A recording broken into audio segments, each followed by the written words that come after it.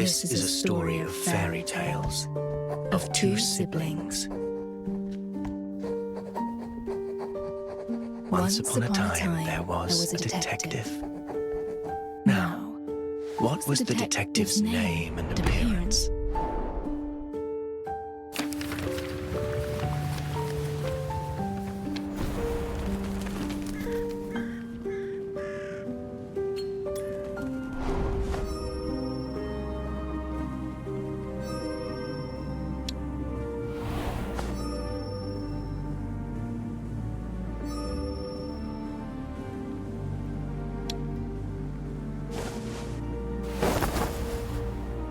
Yes, that's it.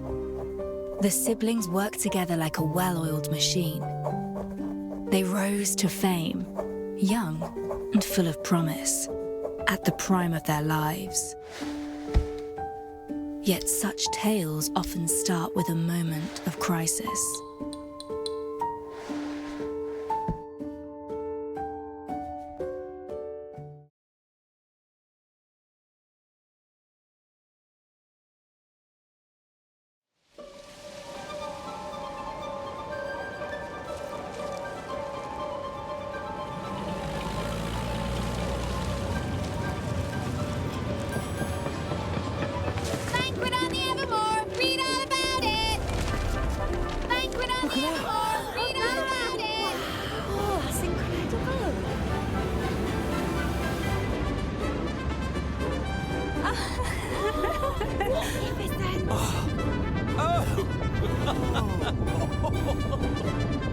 Oh my!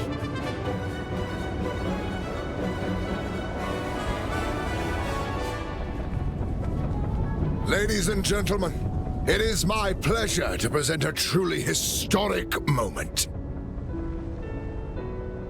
We stand upon the Evermore, a marvel of united mining industry technology and noble artisans alike. A floating palace for this grand ceremony. For the royal families to grant you and I the authority of Silverium development. In the words of Her Majesty Queen Auguria, our Silvernia flows with promise. Now let us begin. Today, Her Majesty confers a glorious, first-of-its-kind award unto a lucky soul for their contributions to airship development. An accomplished commoner whose name precedes them.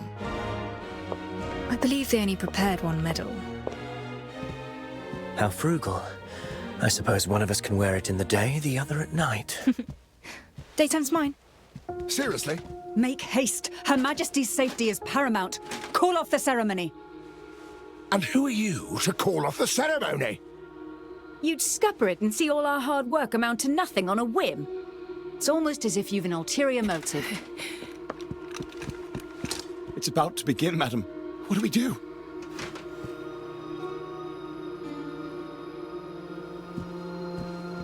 Madam, the detectives from the papers. The most renowned in all Silvernia. I can help. We're about to enter the hall and can smooth things over without unsettling the guests. Detectives, the situation is dire. We discovered hazardous material in the sewage pipes. We think there's a security threat within the venue that must be investigated.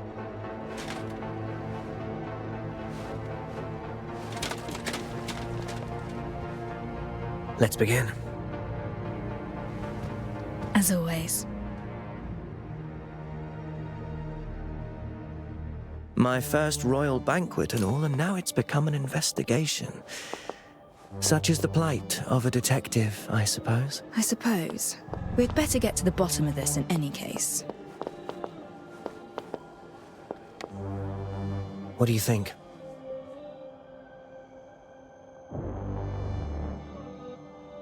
We need to cast a wide net. One of us accepts the award and surveys the room, while the other investigates upstairs.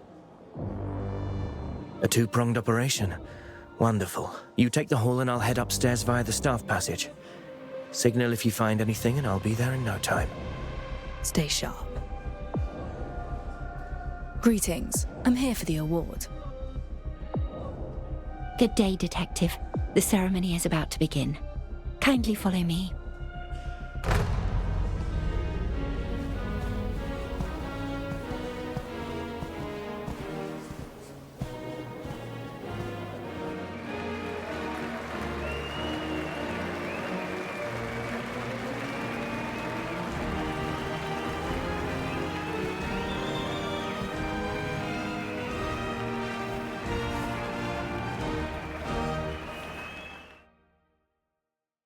This is a great vantage point.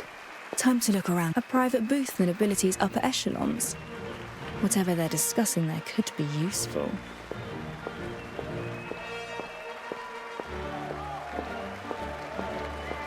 Electrical power. If someone were looking to create chaos, that would be a vulnerable spot. This warrants closer investigation.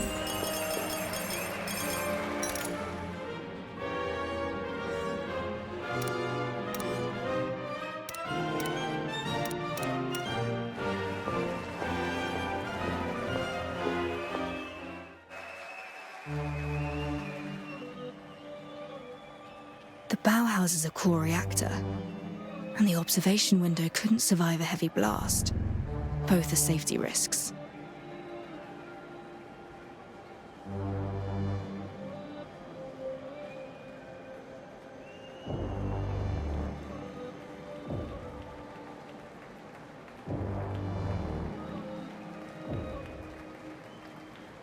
That's her signal.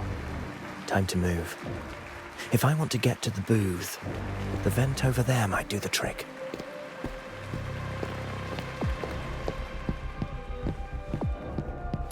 Alas, my partner parades down the red carpet while I crawl in darkness. Honestly, you didn't know? Simply impossible.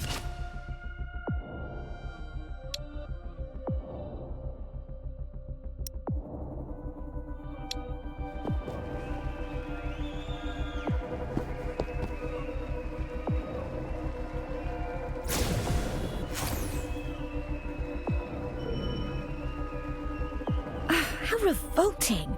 The nobility entrance was blocked, so I had to jostle in with the commoners. Oh, just look at my skirt. Oh, yes. Something quite large was being carted through the entrance. I wonder what. Another portrait of the Queen or some knight's Silverium armor. That's of little import, however. More noteworthy is that they hauled something through the Nobles channel, next to the chandelier. There's a landing spot ahead. I'll have to find a way to jump onto it.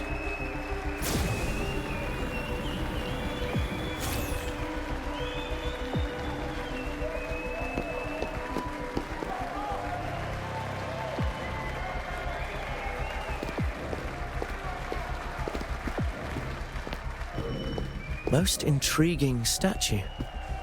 A great hunk of stone given life. Set with crystals of all manner of designs. The royal coffers run deep indeed.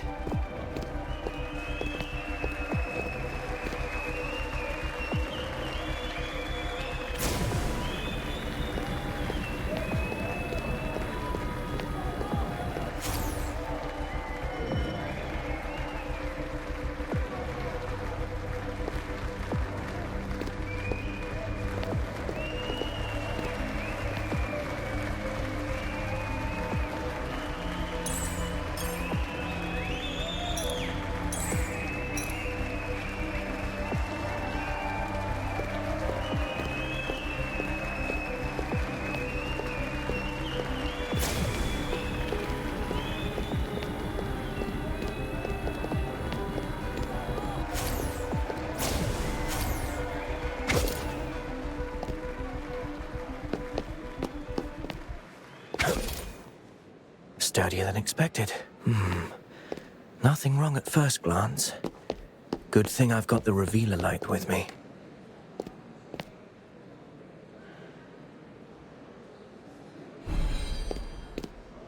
As I thought, the chandelier's electrical reactor circuitry has been meddled with. The wiring runs that way, ending down that corridor. We shall see.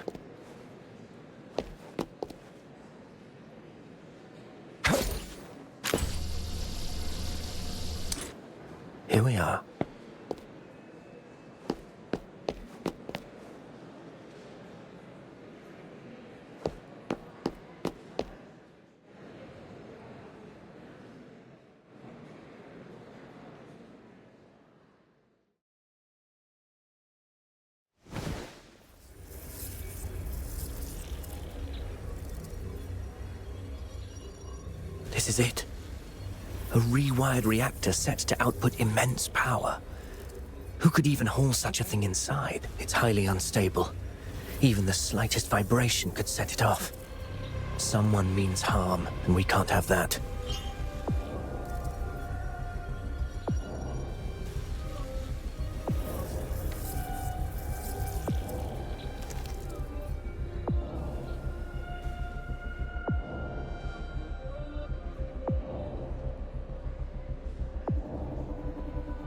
There was indeed an explosive, likely smuggled through the Noble's entrance. Stay alert. The culprit is still at large. Around 10 meters between the audience and the Queen and her knights. Too far for a would-be attacker. I have a plan. Be ready to adapt.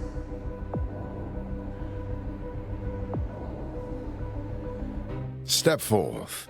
Bow. In the name of Queen Auguria, you are hereby awarded the Silver Merit Order. An award is a fine thing, but let me grant you something a little more practical. Behold, a reactor built by Royal and UMI craftsmen, a unique fusion of Tide Knight Gauntlet technology. May this aid you on your quest for the truth. I'm honored. Detective, may you never forget the undying spirit that brought Sylvania such prosperity. One of wisdom, determination.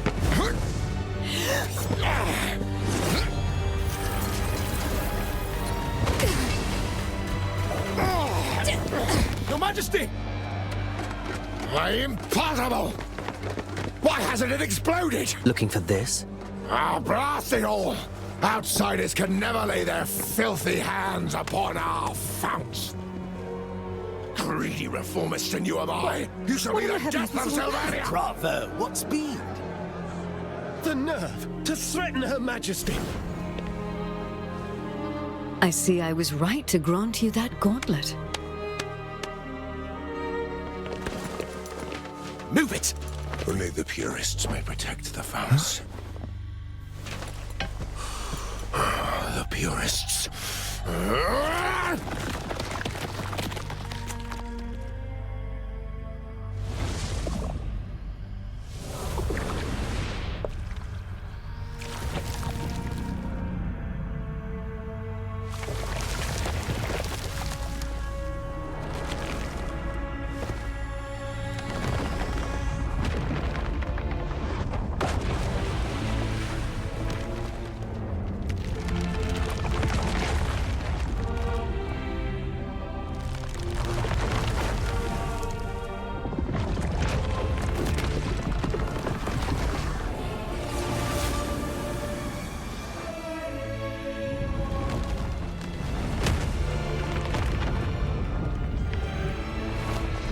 What on earth?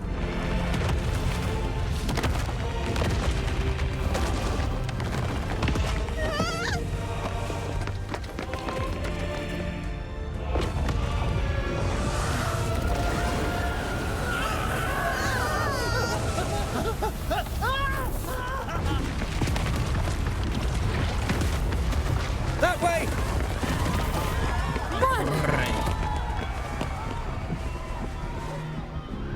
Your Majesty! Queen, she's... Get them out of here!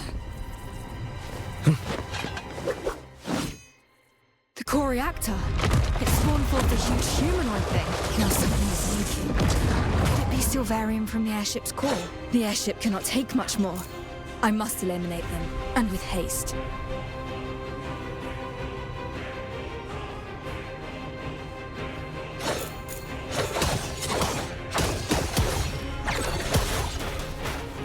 This new gauntlet will let me unleash my blade's true potential. Be gone! These things, they live in Silvarium?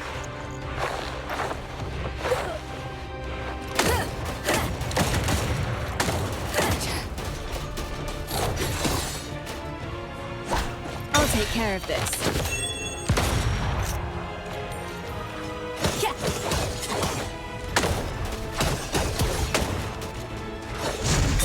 everything.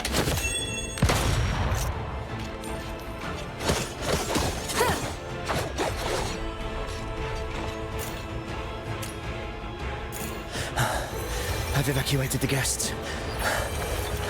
Are you okay? That's a reward from royalty for you. Such power at our fingertips. Same there. It seems to me.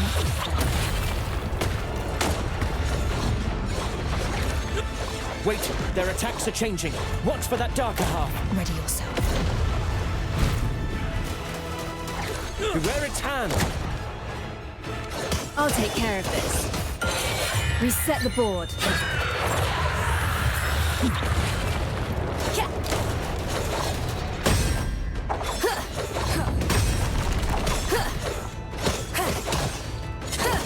Timing is everything. It's all in vain.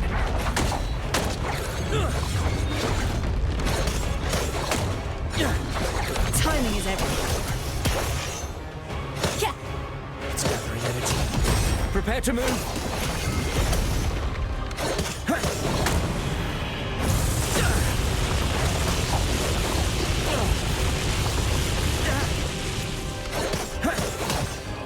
Watch out! Are they fighting one another?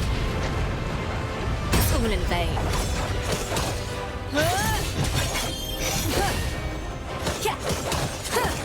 Timing is everything. There's no end to this. Blasted things. They move as one. Watch out!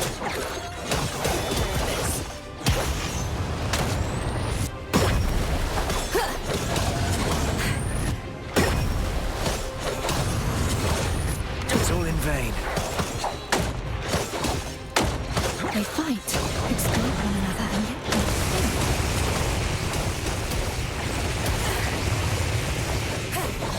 I'll take care of this. The airship is listed. The balance cables have been severed. there is still a chance.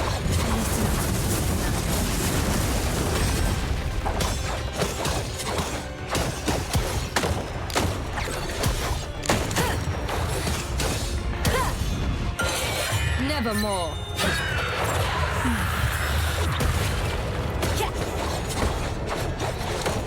Wait, they're taking the high ground. My head feels like it's about to burst.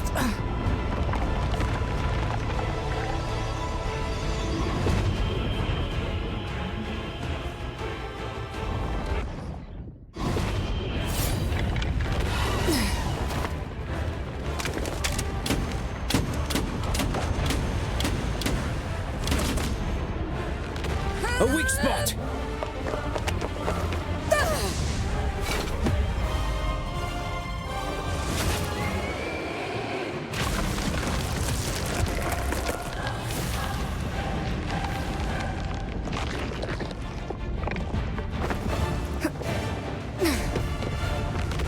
Thank heavens. Your Majesty. The core reactor. We must shut the power off. The control room is at the back.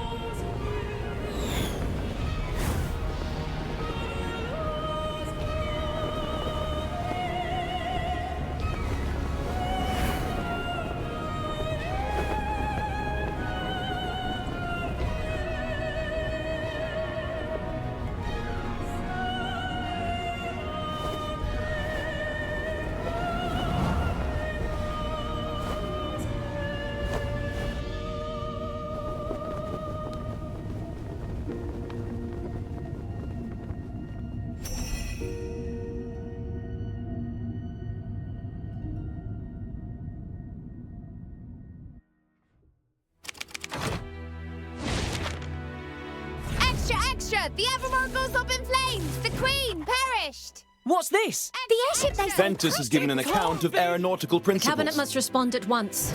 All other matters are suspended. In remembrance for the members who perished in the airship incident. Apparently, a commoner was to be given some award. Another setback in the Oreo-Regio economic The Order standoff. of the Tide are criticized as knights in name but cowards at heart. UMI insists reactor production must continue to increase. In tragic times, we must look to the future.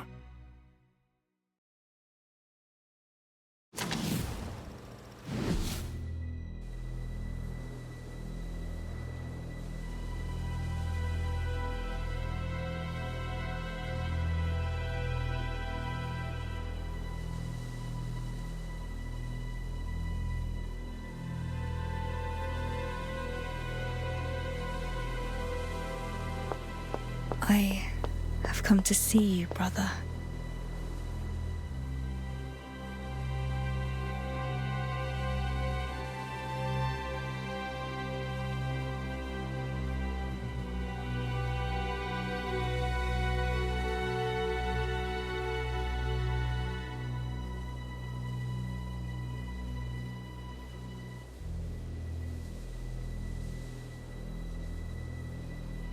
I shall return to that place, find the culprit, and end this once and for all. And so, the decision is made. The journey back to Sylvania begins.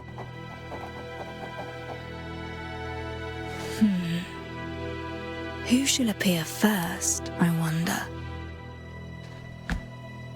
If her, then it can only be that fairy tale.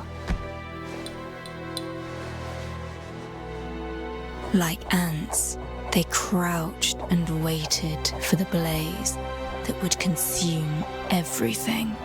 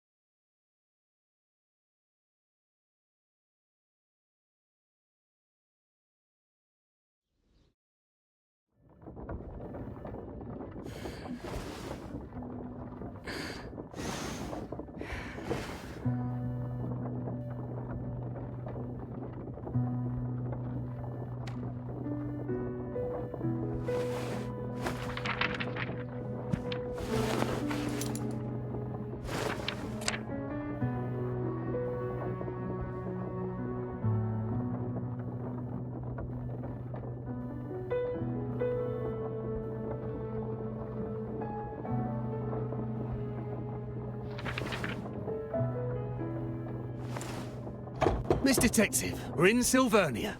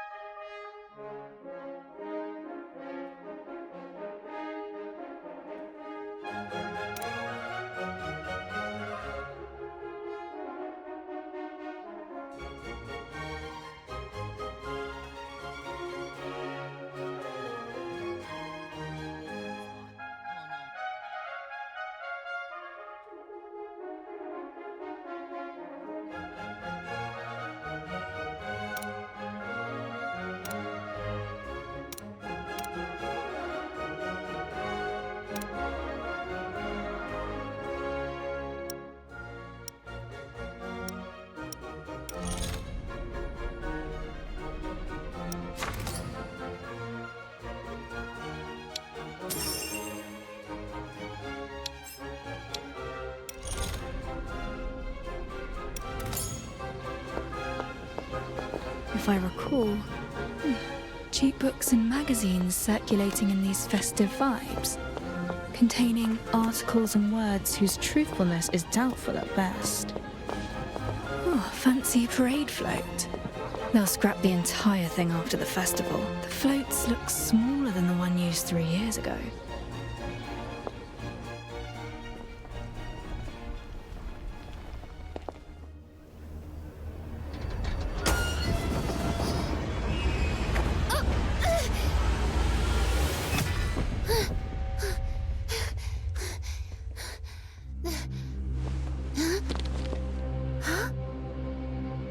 Wait, isn't that the one who...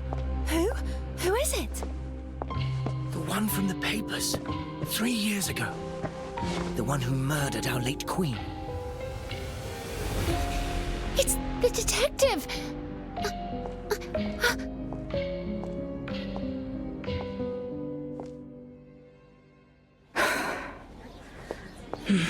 I should head to the bar and meet Lauren first.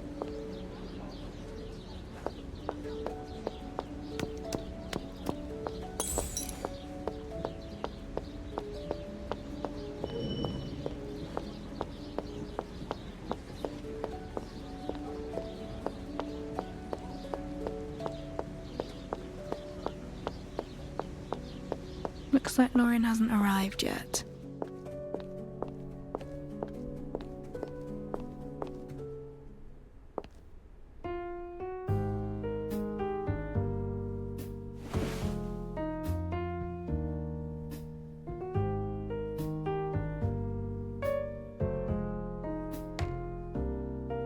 Memoir bar.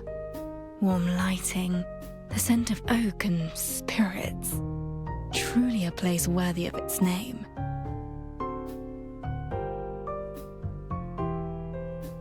Something to drink, please. Bartender Argos, at your service. Name your poison. Surprise me. Very well. You came in looking rather moody. Let me offer you a remedy to ease your troubles.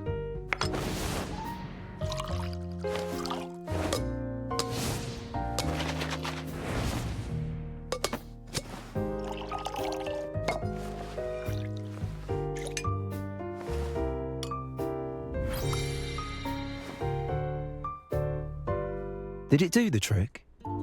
The City Wanderer is strong and sweet, and just the thing to ease a troubled mind. This one's on the house. Welcome back, Detective. And you sound as though you know me.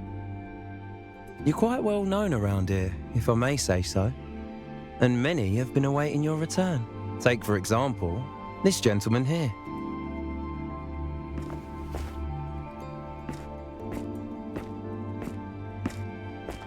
Detective! I knew you'd come.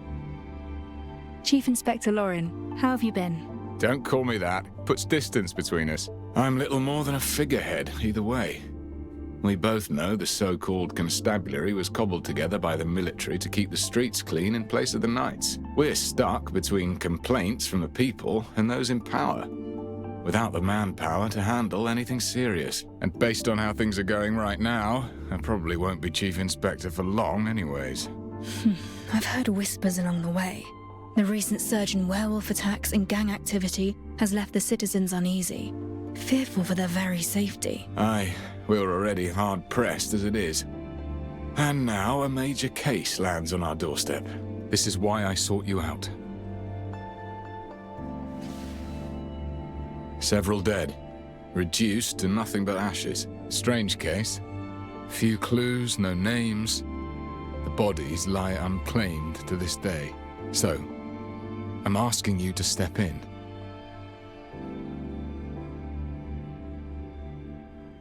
Why call for me? The constabulary should have professionals on the case. I believe you. You are the best detective in Sylvania. But Sylvania isn't the best city. What is this? I came back to look for the one who killed my brother. You mean that incident from 3 years ago? But the airship crashed and all the evidence was lost. Even the Crown has stopped the investigation. I have one last clue. The bullet that killed him. It bears a special mark. I will chase down this mark and find the one behind it all. Can I?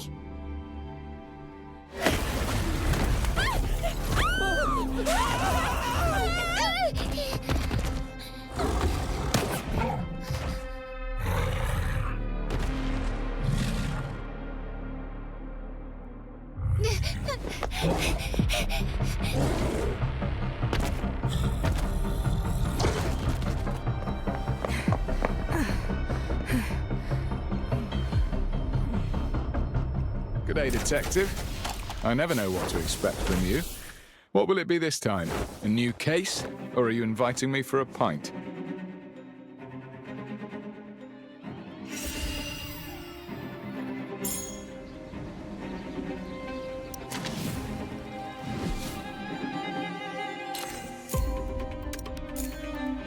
I'm not a babysitter.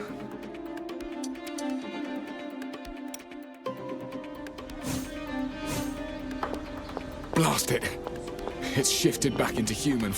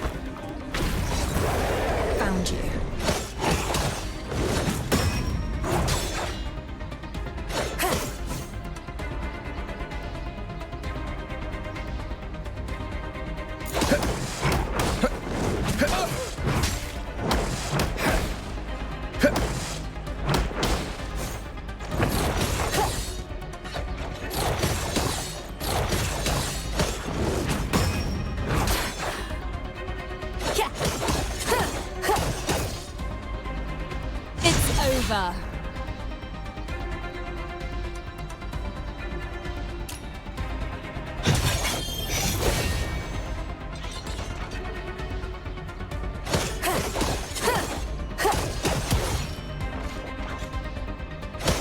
Still making a racket.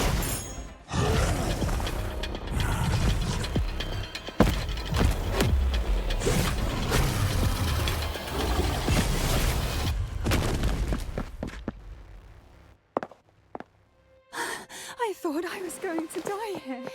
It's the detective! The detective revealed the werewolf! I saw it all! They just need a bit of guidance. I never meant to change Sylvania. But you are.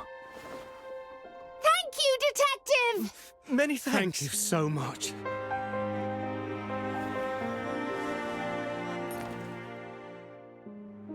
Welcome back.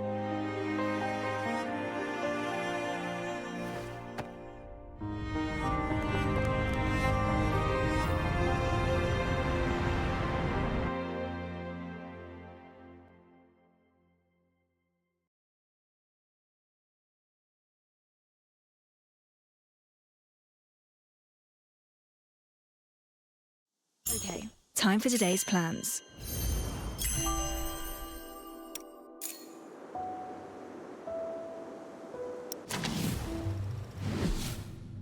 Let's cut to the chase before you are silenced for good.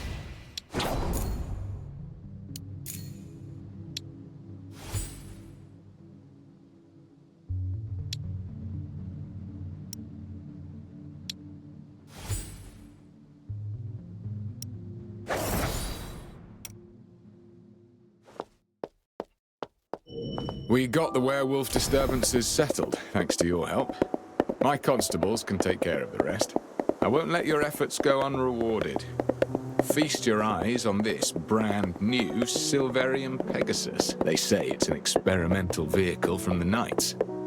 Given how you're always out and about investigating cases, I figured it might come in handy. Silvernio's changed a lot over the years. Feel free to look around or just rest your legs. Come find me at the restaurant on the next street when you're ready to talk about that case.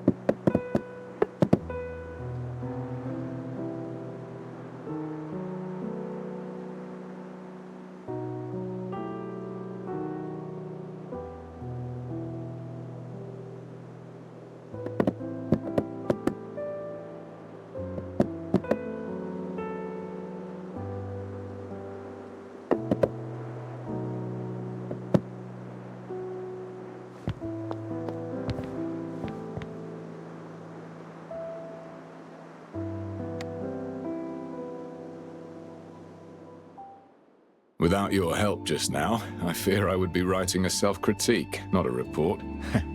Ready to help me out of this mess, Detective? Why would a werewolf appear at the Queen's coronation celebrations? To be frank, that's beyond my station. All we can do is apprehend the werewolves and protect the citizens.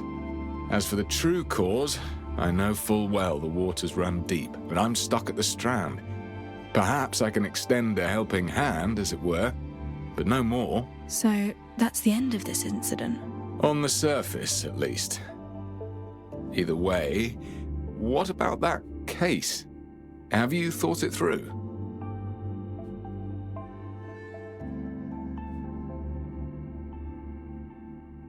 I need more details of the case before I can make a decision. Straight and to the point. You haven't changed your style. The constabulary calls this the Nameless Ashes case. So far, we've tackled it from multiple directions, but made no breakthroughs. The only thing we know is the situation at the crime scene. Everything is recorded in this file. Several months ago, a fire broke out at an abandoned building in the suburbs. A nearby resident reported it after seeing smoke. It was the dead of night, and I was still at the station, putting in extra hours handling other matters.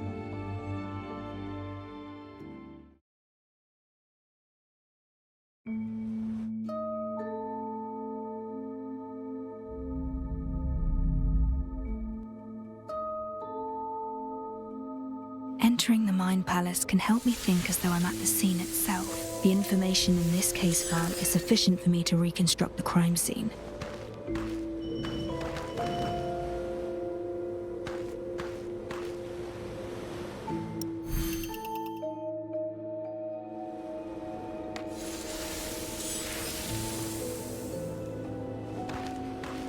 The incident occurred at an abandoned building in the High Piers suburbs, sparsely populated. The roof is several times higher than a typical residence.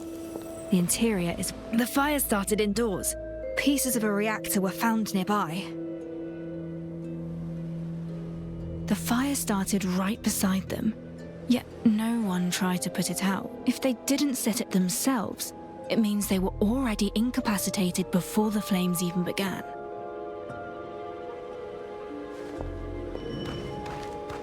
Several bodies were found inside. All the corpses were severely damaged by high temperatures. No way to determine their age or identity. The bodies are clustered, suggesting they had been seated tightly together before death. They were connected somehow. They were here for a reason, whether of their own accord or otherwise. Some of the bodies bear unusual markings, each wound over 3 millimeters deep. That's the mark. The same markings as on the bullet. This case is related to those behind the airship attack.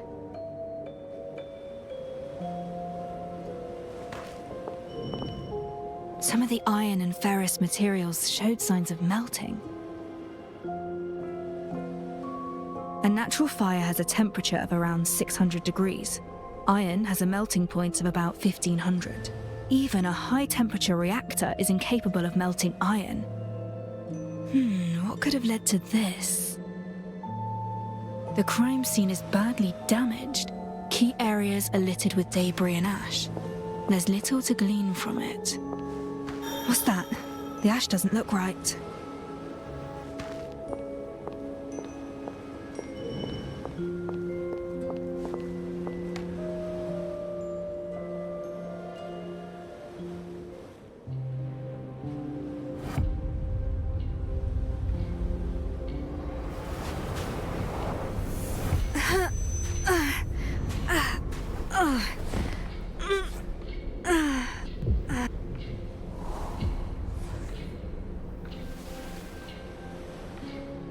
Calm down.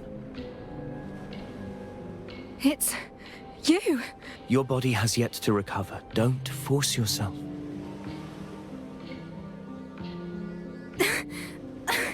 No. It'll be all right. Remember what we talked about. There's always time.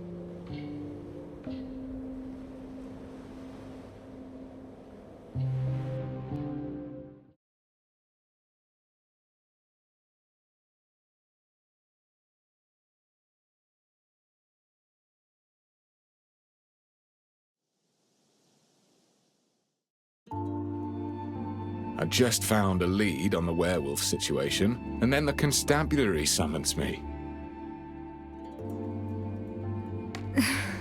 I'll take it. Just like that? Hey, what's the matter? This case is a clue that I'm interested in. I'll accept the investigation. No, I'm asking what's wrong with you, physically.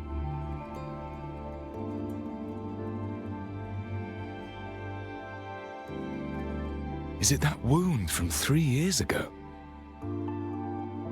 You sought me out for help on the case, didn't you? Don't worry. Any case I take on, I will see it through, whatever it takes. That's not what I'm worried about. We have rules. Missions need to be handled by a team of 2. If you operate alone, you won't have anyone to fall back on if you get into trouble. You need an assistant. An assistant? If my brother were around. I don't need an assistant right now. You're not looking too healthy. I say you're in need of proper support. I can't risk. I won't have peace of mind if you handle the case alone.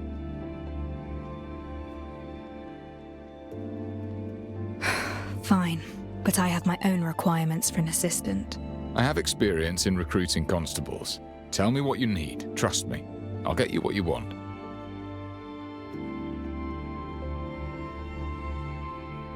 I need an assistant, well-versed in criminal investigation. Preferably with certification from the Royal Academy. The Royal Academy. I probably don't have the connections for that. I need an assistant capable of leading an investigation independently. Preferably someone who's helped solve a few landmark cases. Oh. The constabulary knows how to handle cases, but most are related to street gangs. We do have plenty of brawling experience. The only ones I know at that caliber are you and your brother. Come on, can't we just lower the bar a little? They should at least know how to read and write. That I can do. Head back and get some rest. Leave it to me. We'll have the results by tomorrow. Thank you. I should be the one thanking you instead. Master Detective!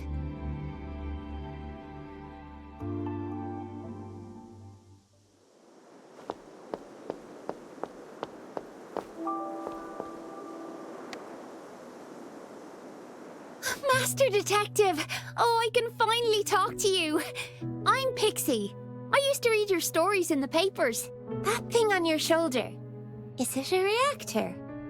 It churns out weapons from Silverium and can even spit out fire and electricity, right?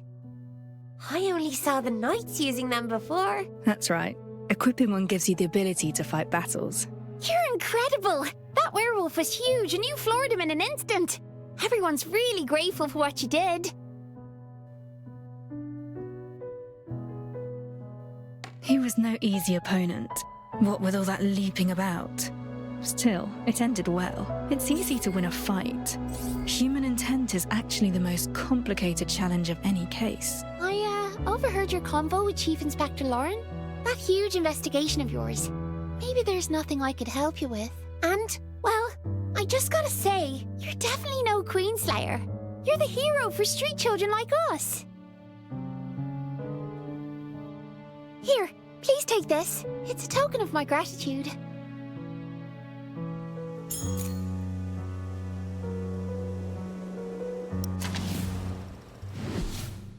Let's cut to the chase before you are silenced for good.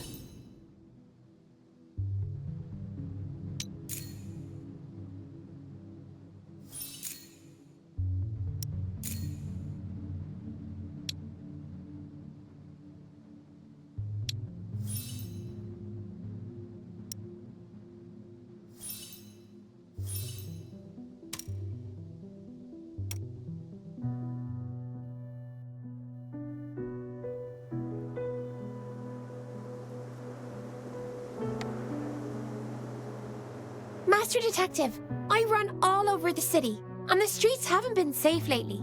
Please be careful out there. Thank you. I'll keep an eye on the comings and goings. Don't let me keep you around. I'll come looking for you once I find something useful. And I'll definitely be telling my friends that you're back. Help! Help! And we were just saying... Someone in that alley is calling for help. I better go check.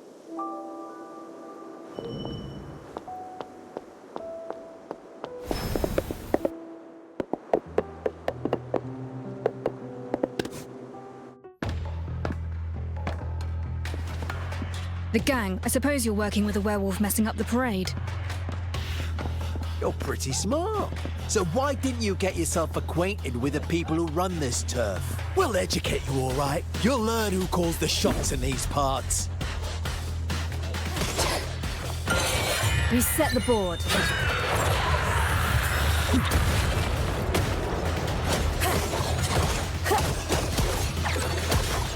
Knock it off! Want some more, do ya? Timing is everything.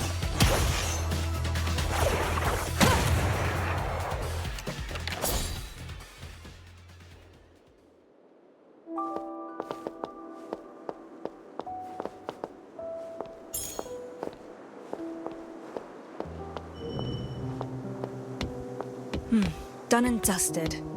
I certainly didn't expect gang activities to be so rampant. The office is behind this. Oh, some kind of reactor-driven microlocks. Reactors seem to have grown more popular over these 3 years.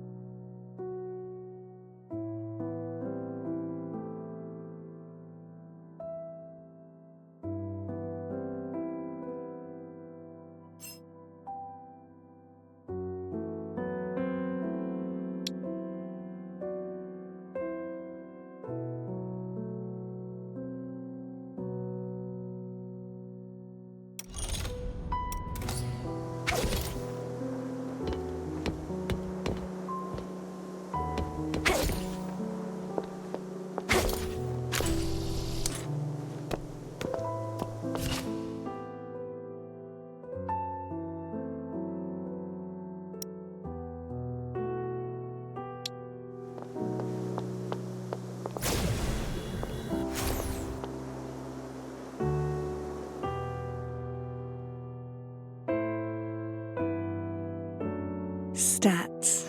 It's been a while.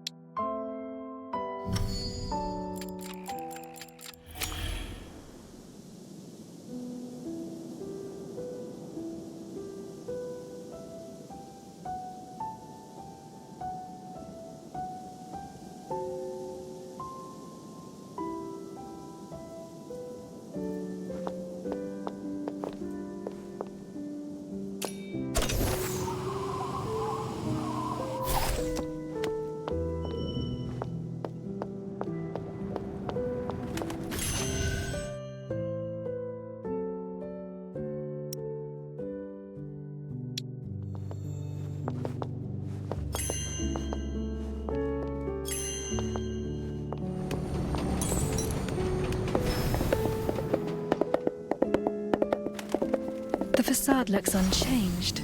I hope it isn't a...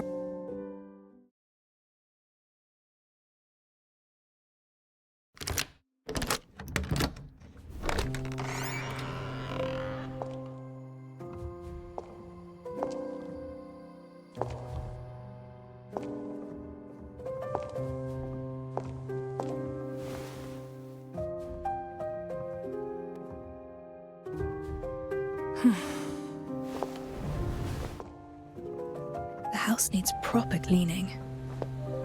But I'm exhausted. It'll do for tonight. The reception table is still where we left it. The tea has... My brother and I used to challenge each other to competitive deductions.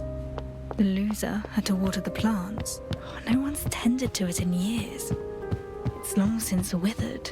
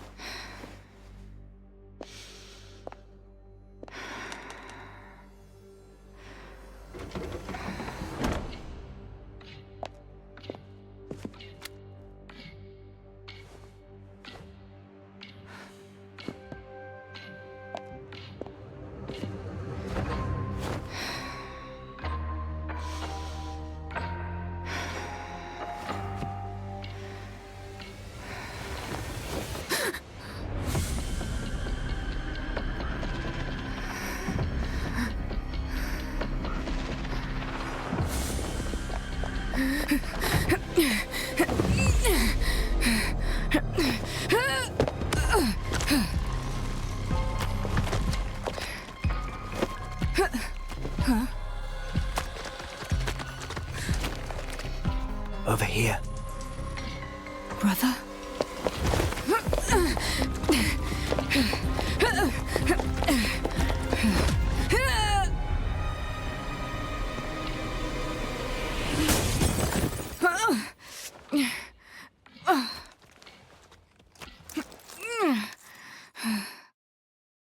What is this place? The mark in the roof, and the disorderly room. That was my brother's shadow. I'm in our office, but something's amiss. The space keeps shifting.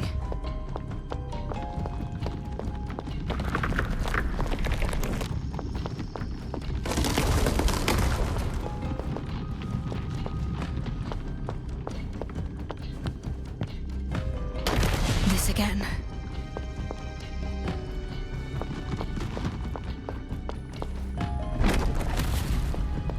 That's a dead end. It's just an illusion. Continue forward. What's this? A narrow door and a tight corridor lead to the truth. Good. Now all that's left is to rise from the depths back to the heights.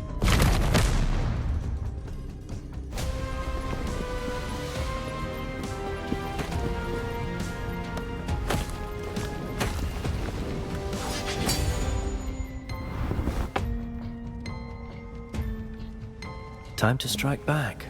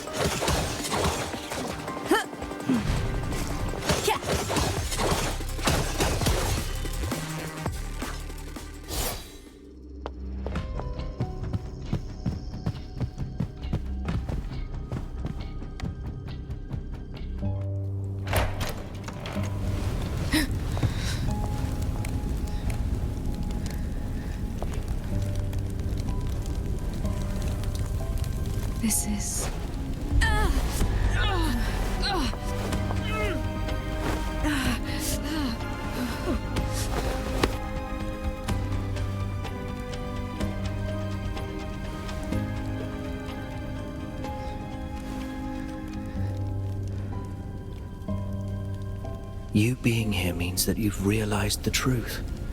This case is linked to the airship incident from 3 years ago. Wait. We'll meet again, once you uncover the truth.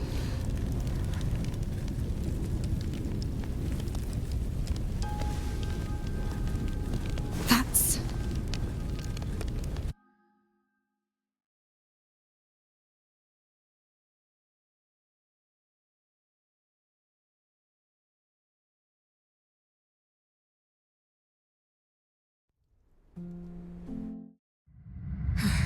Someone escaped the fire.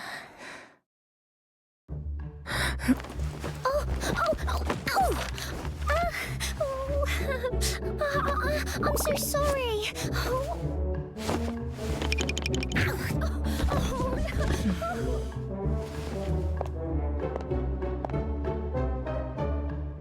That was a dream. And why was there a girl here? Did you go upstairs? Sheesh, the detective is still resting.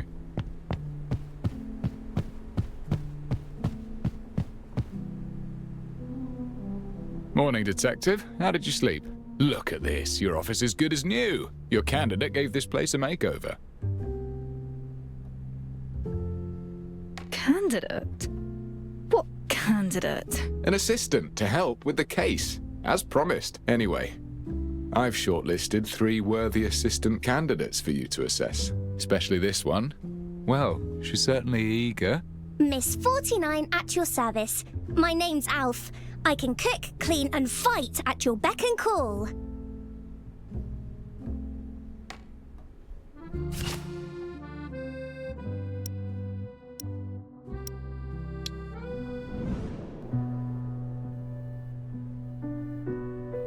The name tag.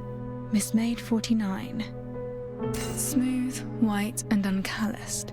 She's a stranger to tough work.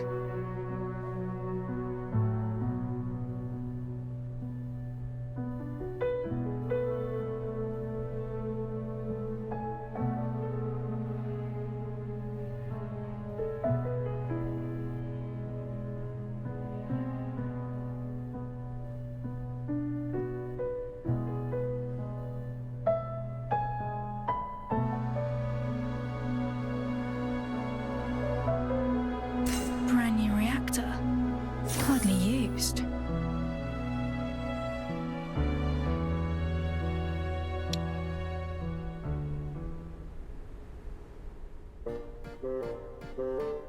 Are you literate? Literate? How do you spell miss?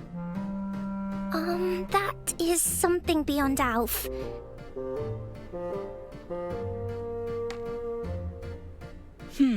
Do you make tea often? Make tea? When brewing tea, how hot should the water be? Yeah, I don't think I know.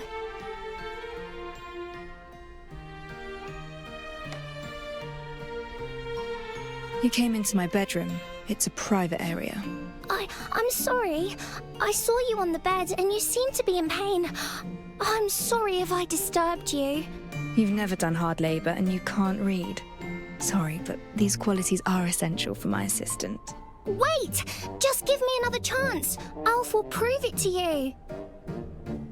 I thought she was a poor fit myself, but she insisted on coming. Don't worry, I've got other candidates. I found an experienced company clerk, 10 years of experience, totally literate and no stranger to hard work. You won't find a problem with this one. He's waiting for you at the second floor office. Check him out.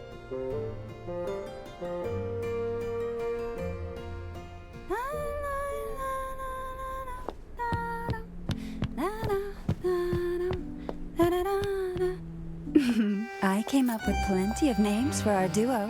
Which do you prefer?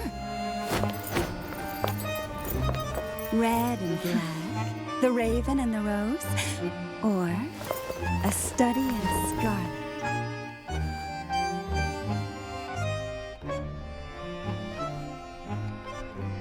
What are you talking about? Do I know you? Aren't you looking for an assistant, detective? What about me? Am I qualified enough to be your partner? Who are you exactly? Me? I've been called a dancer, a star, finder of secrets, a solver of troubles, and more. But my favorite name is the Red Rose.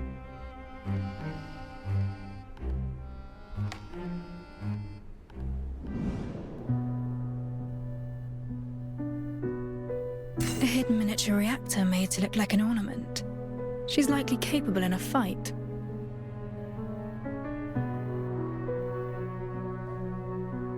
A gun belt beneath her skirt.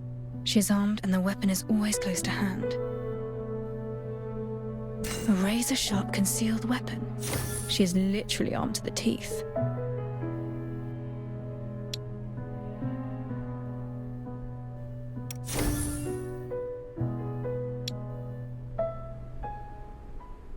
You've been staring for a while. I hope you're satisfied.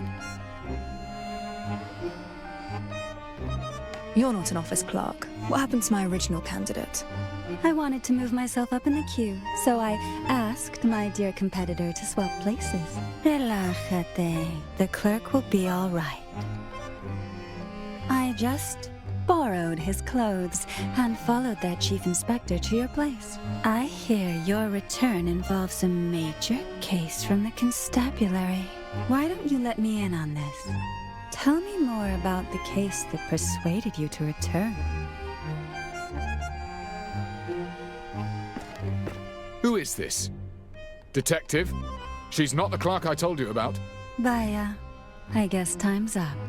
Looks like today isn't the day for our little tryst. It doesn't matter. It was curiosity that brought me here. My goals have been fulfilled. I look forward to our next little rendezvous, Detective. Hold it! Oh! Curses, she's gone.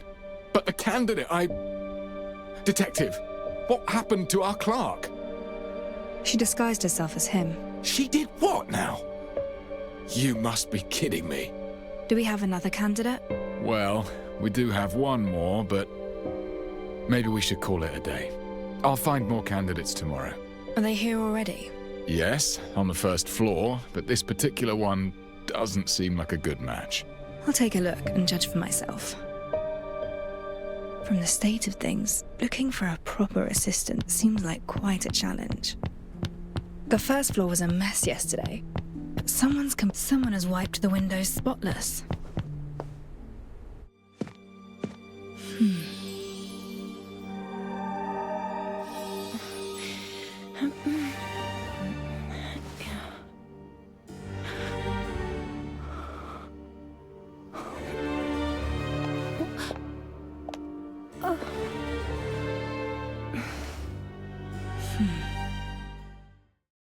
Greetings. Did you clean this place? Yes, I did. You were still abed when I arrived. I thought this place deserved a proper makeover if it intends to take on contracts again. Apologies, I did so without your express permission. If it's not appropriate, I shall move them back to the way they were. Don't bother. Give me 2 days here and things will naturally be back the way they were. Fine sense of humor, Detective. Now, please allow me to introduce myself. I'm Ashley, and I've read about your need for an assistant. I hope you can give me a chance.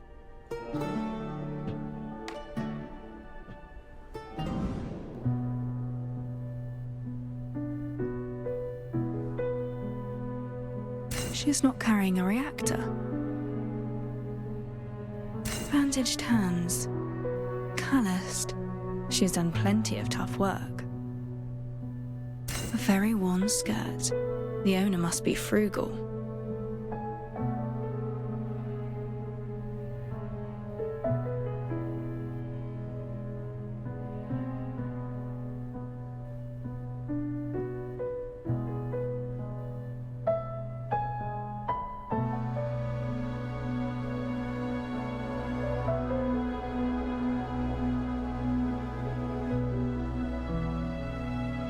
Combed and groomed for the interview.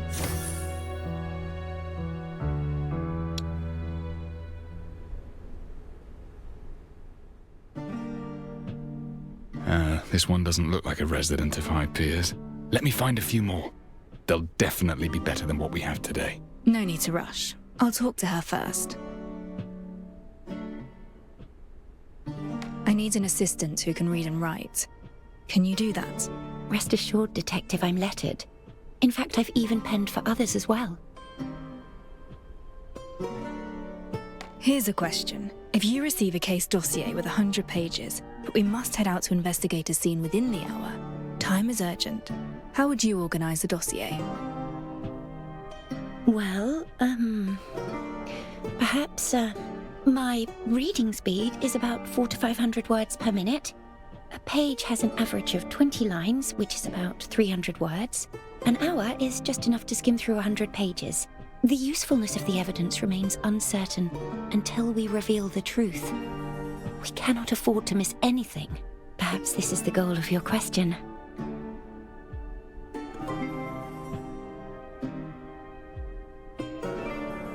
Very detailed answer. Did you prepare for this interview? I guessed that this role would involve conducting pre-investigations, recording during investigations, and organizing data after investigations. All these tasks require an assistant with data-gathering abilities. This is why I believed you were most likely to ask such a question. Wow, impressive. This young lady is definitely more than meets the eye. You flatter me. Need I demonstrate the speed of my reading and note-taking skills? Apologies. Is it that time already? I should have noticed. You must be exhausted from all these interviews. There's a decent cafe in the next street. Perhaps we can continue our conversation over a simple meal. Then I shall wait for you there. Not just a poor girl from the Gravelkin. This one turned out to be pretty reliable. I can finally set my mind at ease. Enjoy your talk. I'll head back to the constabulary.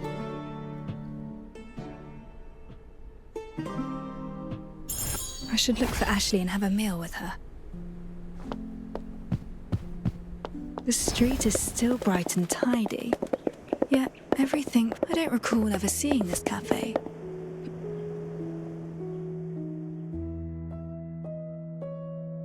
Voice Pipe Cafe just started its business recently. It's becoming quite popular in high peers. They say the nobility often gather here to discuss affairs of state, as well as more private gossip. Go ahead and place your order.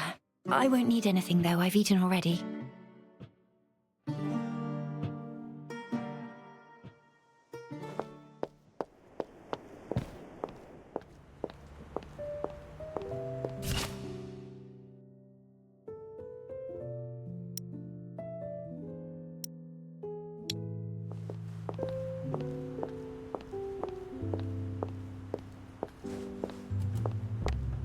Good day, patron. I'm Ginkgo. Need anything? A shot of espresso to wake you right up? Or a sweet treat to lift your spirits? Take your pick.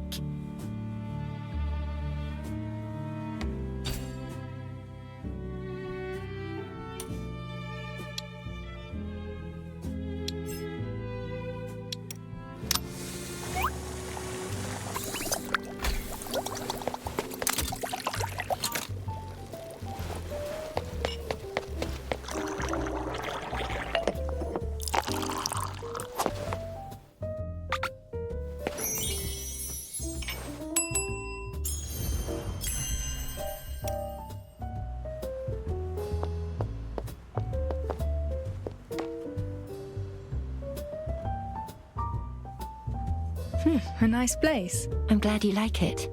I don't come here often, but the atmosphere is quite positive. Is there anything you'd like to talk about?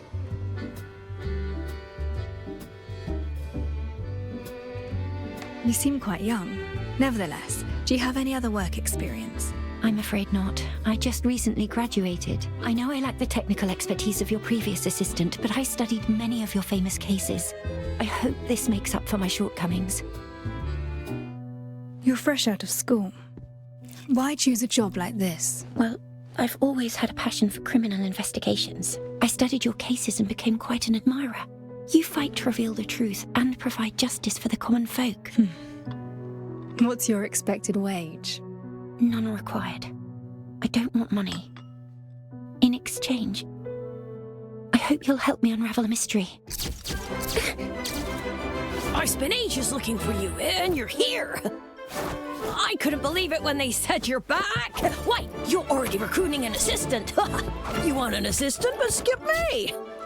I'm heartbroken.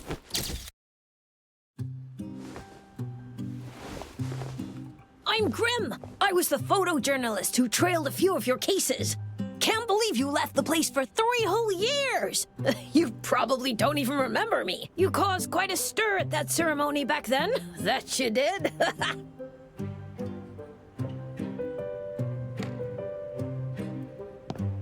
Never expected you to return. That's what everyone in the city says. But not me. I just can't figure out why you left in the first place. The greatest case of murder any detective could ever dream of working on is regicide. And you hit the jackpot. The greatest case of your time simply fell into your lap. It should have been the zenith of your career. Your deeds were on everyone's lips, mine included. I thought you'd go down in history as a living legend. But you closed your detective's office and just strolled out of the city. What were you thinking? Not everyone enjoys being the topic of the day. And please watch your manners when speaking to the detective. You're that new assistant. And yet, you look eerily familiar. Oh, well, miss, let me give you a piece of advice. Get another job. Otherwise, you'll also die in pretty horrible ways. Interested in knowing what happened to the last one? Went down with the airship, blown up, and burnt to ashes. Do not make fun of the dead. Oh, she's right. You should leave. Come on! You don't have to be so mean. Well, whatever. After all, I'm about to leave my mark upon history. I will write the greatest story ever. It won't be tabloid gossip or PR material for the UMI. I'll be writing a piece of real news. Just you wait, detective. I'll show you. This is ridiculously childish. He should apologize for what he said. Ignore him. Let's carry on our conversation. You're offering to work pro bono in exchange for me solving your mystery. What exactly do you mean by that? Actually, I came here hoping that you would investigate a case for me. But I don't have the money. I'm afraid I can't afford the commission. I thought that by serving as your assistant, I might offset your commission with my wages. All I ask is that you assist in unraveling a most mysterious case. What kind of case? I've chosen to call this case The Mystery of the Stolen Silver. There was a rich man with a hoard of silver coins in his home.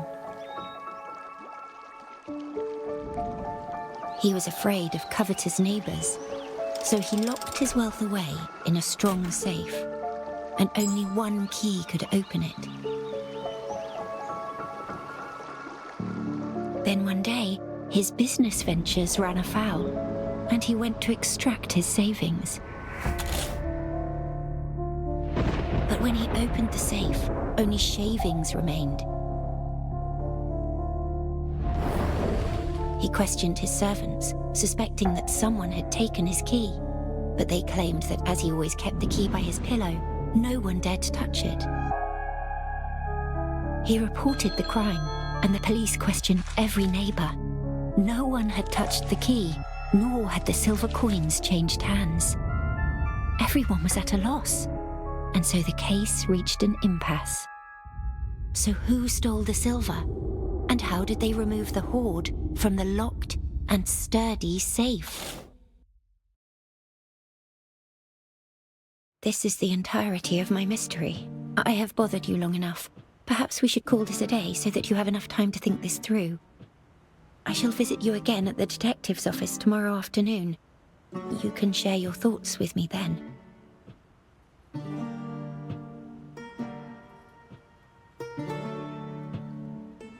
Sure. I'll think about this mystery of yours. Wonderful.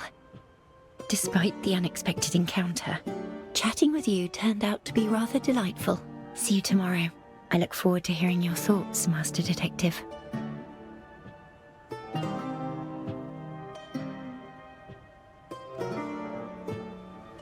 Mystery of the Stolen Silver. A rather interesting name for a riddle. I can give it some proper thought once I'm back at the office. Go! Go away! Mind your own business! The off... Out a tenant. Oh! Back so soon! Thought you'd be staying there for a bit. Master! That brat! He moved your stuff, so I whipped him raw and sent him packing. Nicely done. Oh, and one more thing. I cleared out the stuff from the kitchen. You have quite a few salty jars, strange instruments, bags with food in them. Oh, and there's tea! I figured out how to boil water and made you some delicious tea. Have a taste, Master.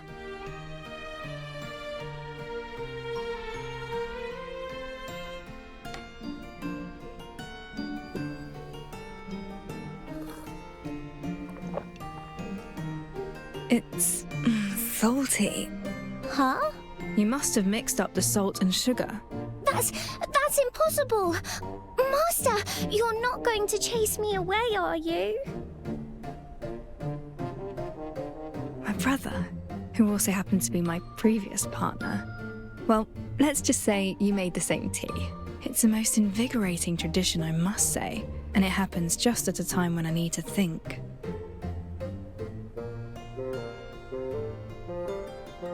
You can stay. The office has just opened for business. I need someone to look after the establishment and keep intruders out, like what just happened. Really? Oh, wonderful! I'll definitely double my efforts. You'll be getting all the salty tea you need, Master. Let's put the salty tea on hold. And this decision doesn't make you my assistant. It's all right. As long as I'm allowed to stay by your side, you've made Alf really happy.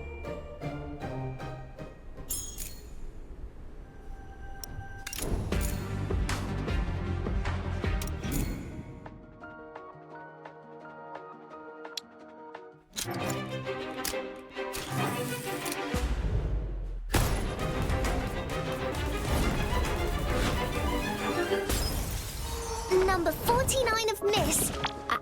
Alf at your service. I can cook, clean, fight, and more.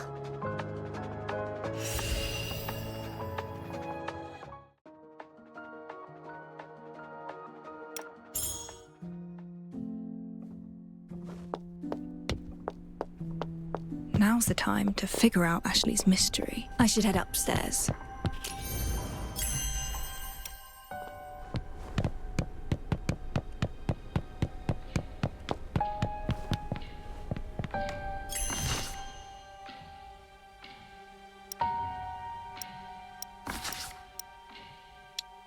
There are 3 starting points. Let's connect these to the mystery and try to work it out.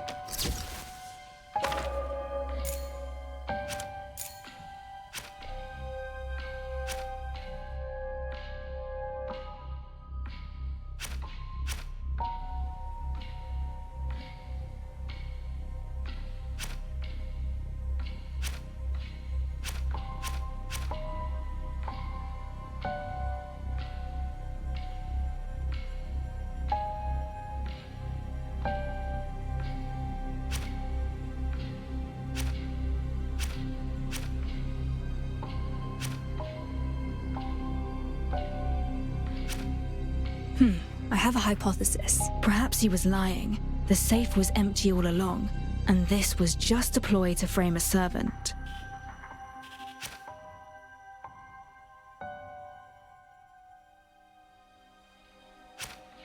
This is also a solution. Perhaps a copy of the key was made before it was placed beside the rich man's pillow.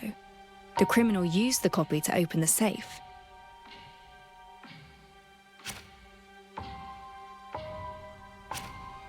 That's right. This is an obvious possibility. Perhaps the silver coins weren't solid, but liquid that could flow out through the cracks.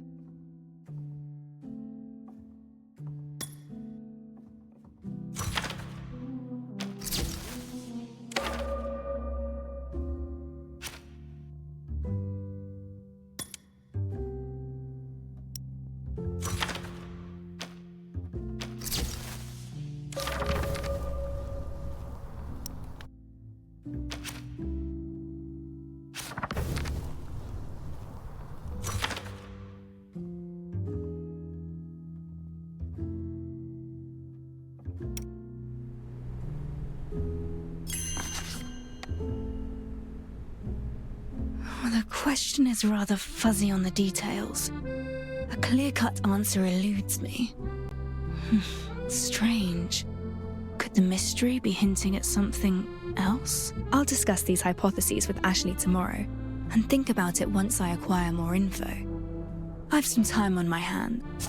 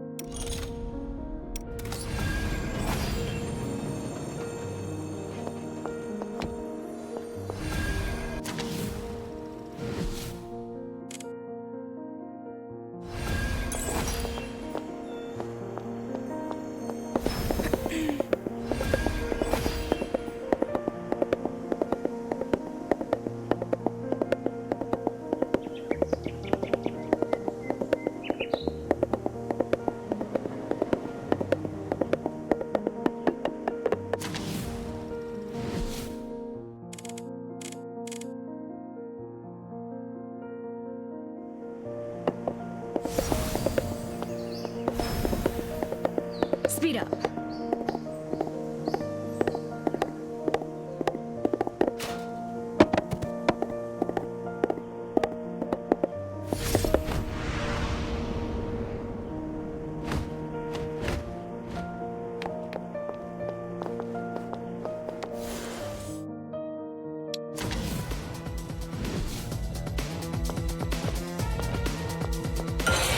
Nevermore.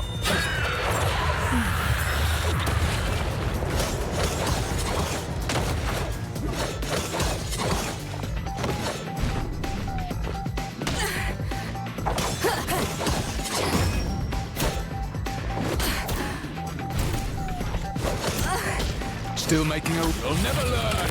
Rat! Youthful folly!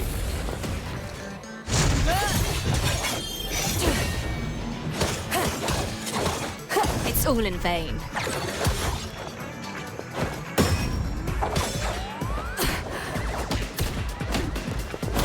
Stay sharp.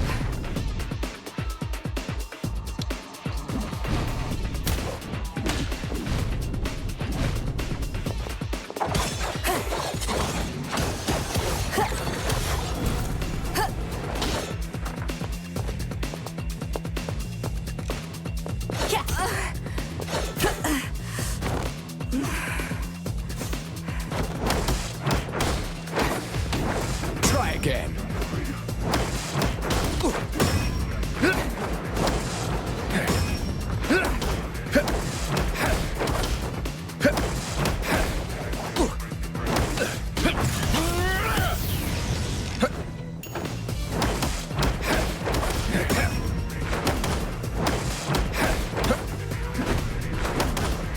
Great. I think I just opened up an old wound.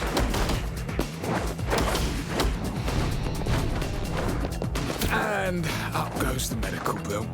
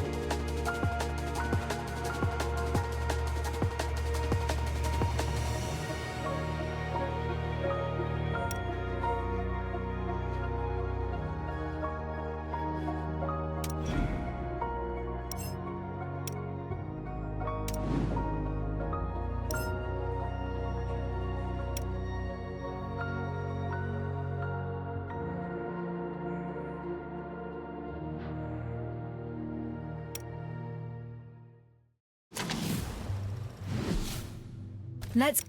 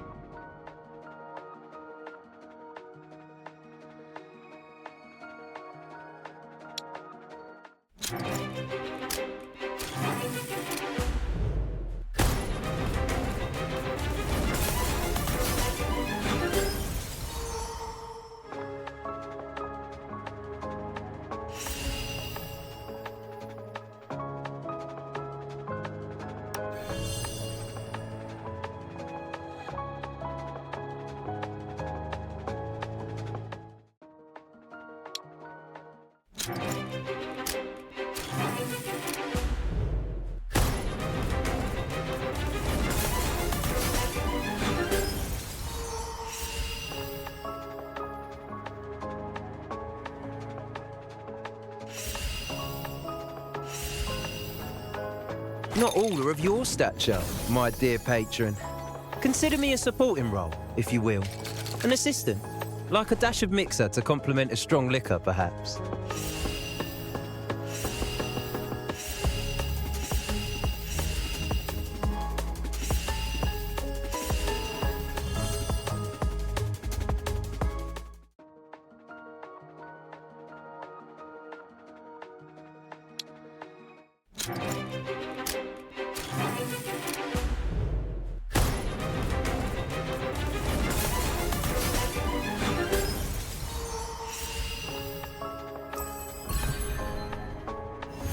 May I ask your wages, Detective?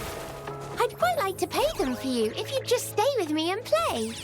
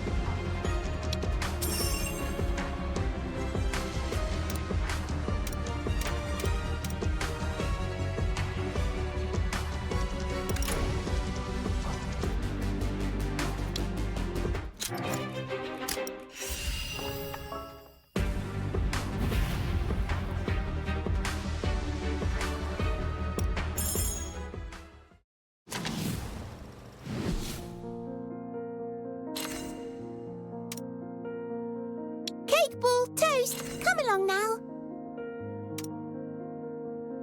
70-30. Your way.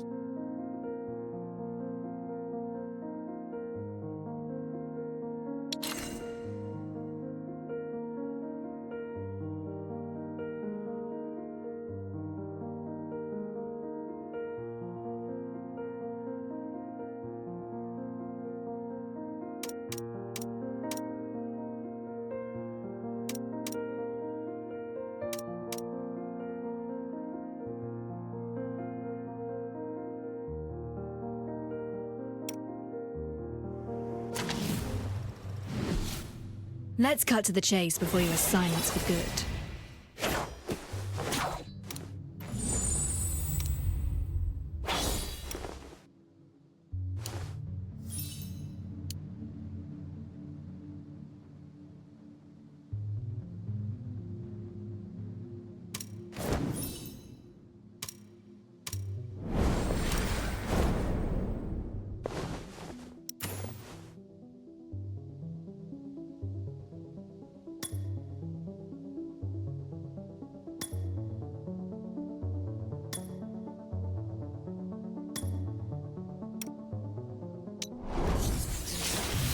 My miss level. A gentleman. Let's keep those brats in check, and then we'll get to have our vacation in peace.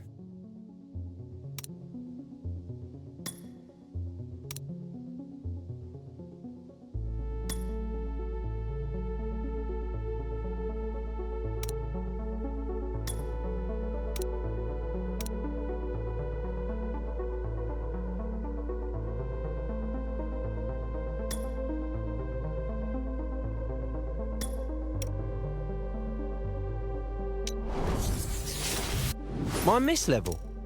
A gentleman never tells, I'm afraid. Oh, I'm just joking. It's nothing much.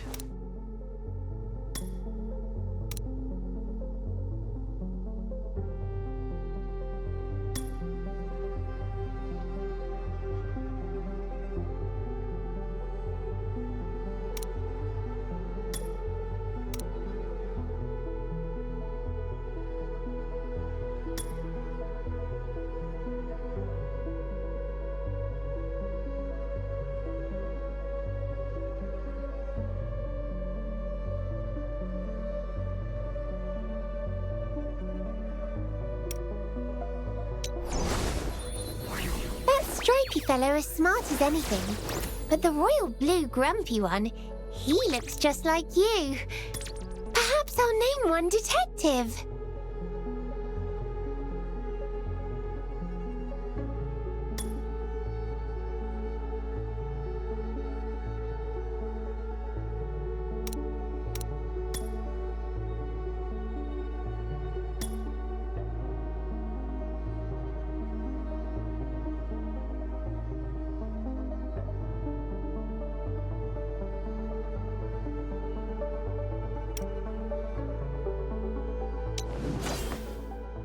Let's cut to the...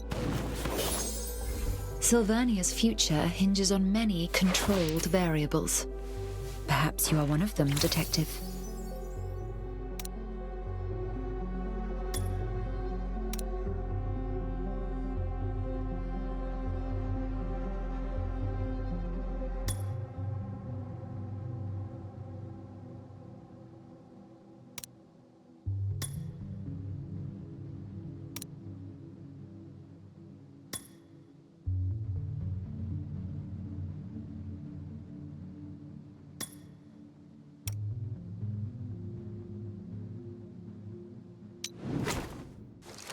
Explosion? Oh, no bombs here, nope. Only flour. Oh, and Alf's flamethrower.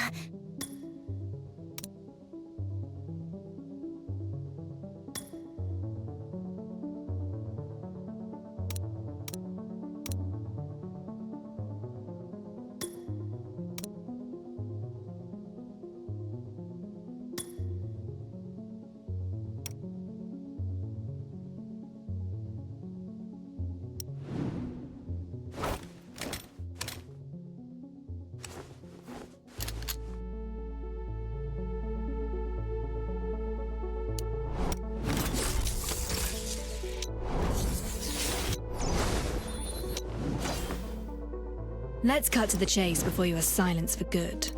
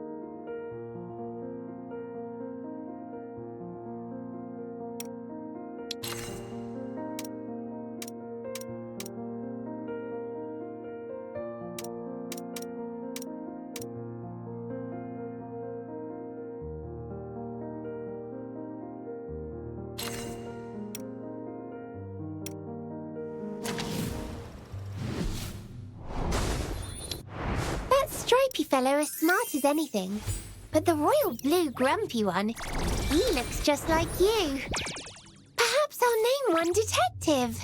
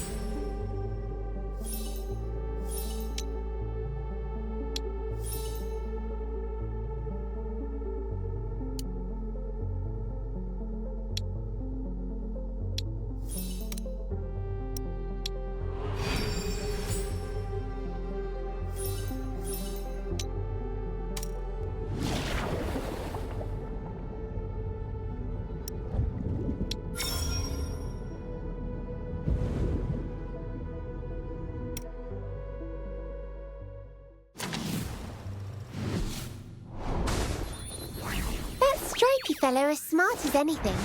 But the royal blue grumpy one... Let's cut to the chase before you are silenced for good.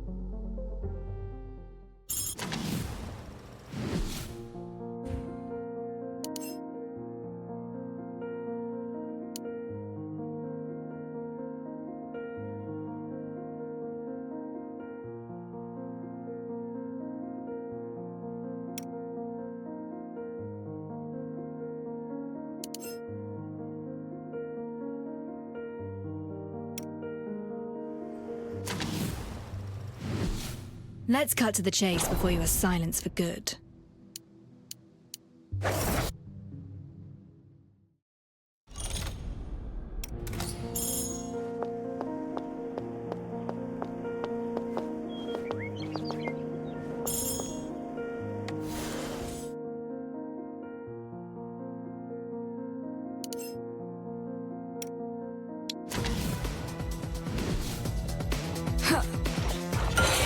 Reset the board. Coming right! Get ready, people! We do this together! Take a quick sip and liven your spirits a bit. Knock it, want some more, do ya?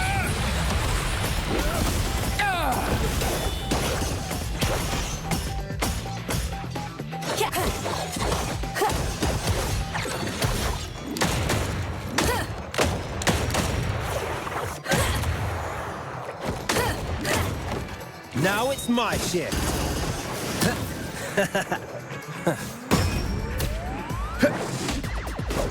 You want to beat me at my own game? Dream on! Detective!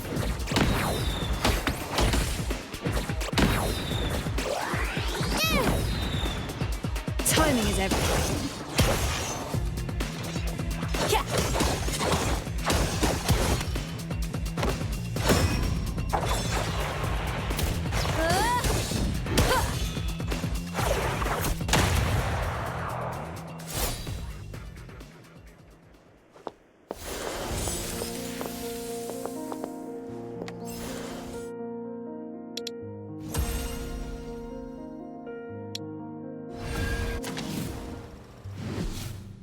Let's cut to the chase before you are silenced for good.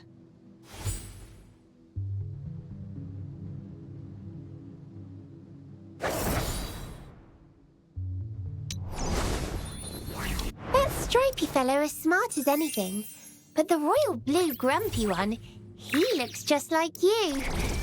Perhaps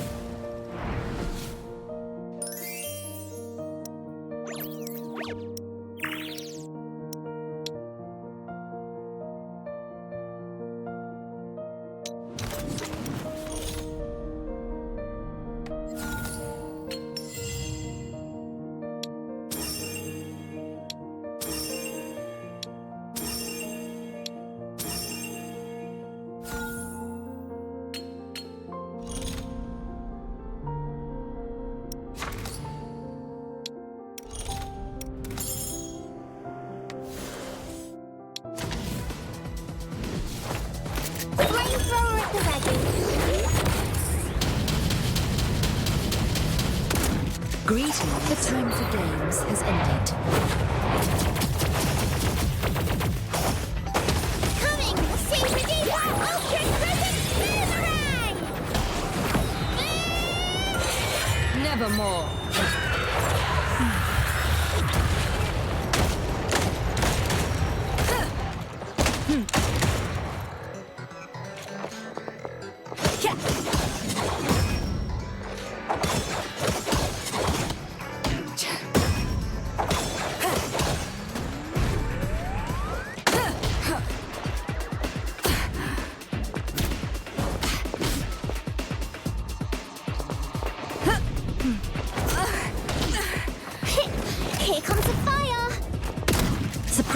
evaluation.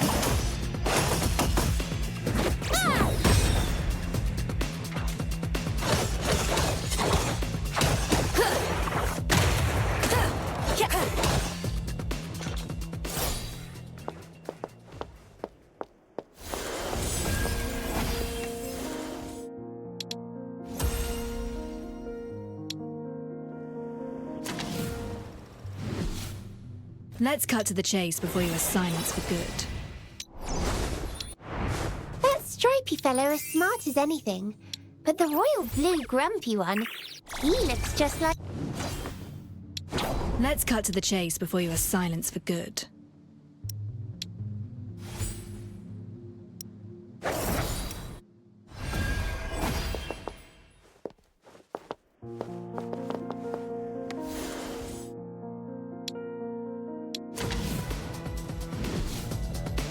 Fueled up and fired up.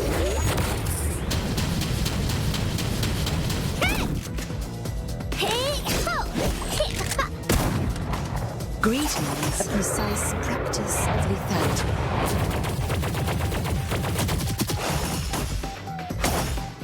No one bullies yet. Ready, people? We do this together. Luck's on my side this time, you cretin! I'll take care of this. Reset the board.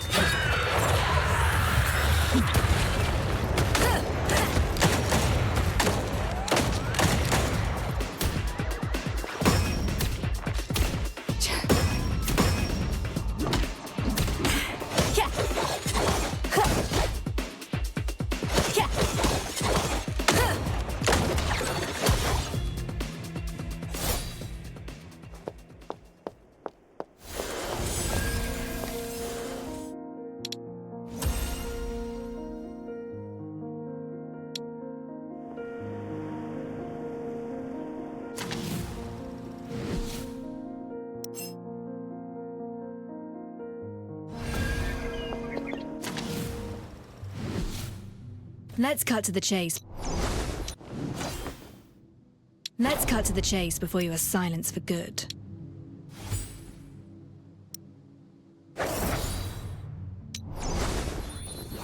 That stripy fellow is smart as anything, but the royal blue grumpy one...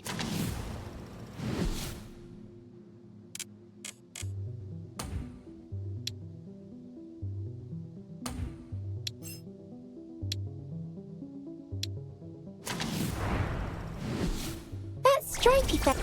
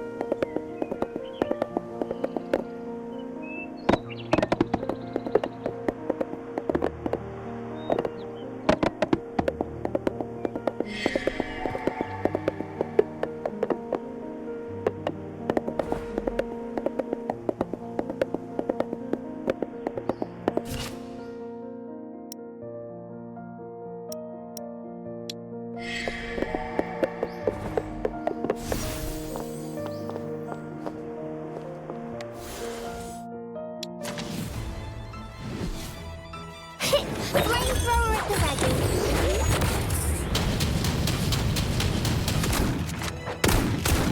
Surprise evaluation. The time for games has ended.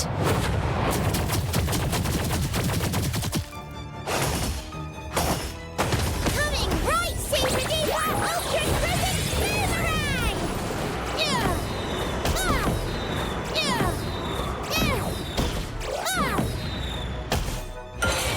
Nevermore.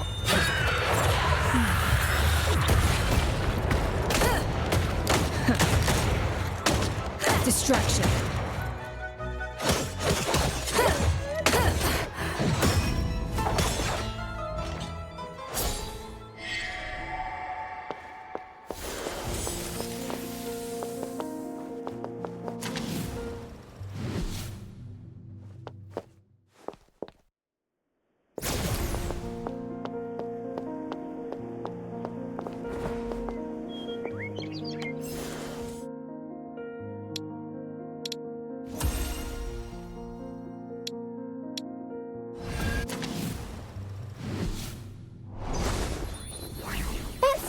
fellow as smart as anything, but the royal blue grumpy one, he looks just like you. Perhaps I'll name one detective.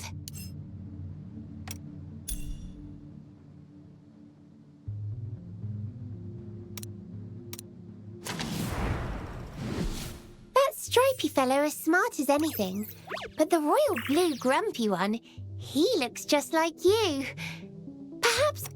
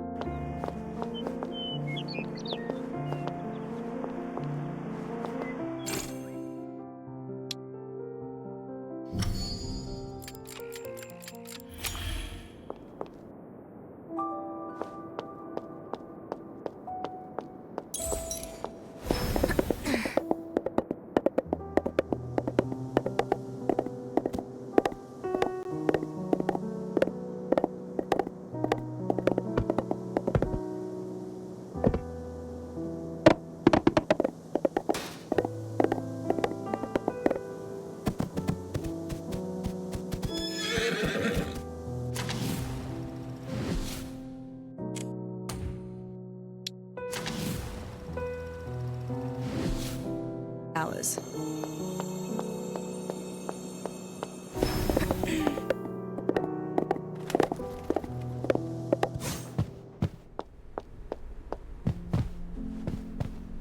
The office was left empty for quite a while without a tenant.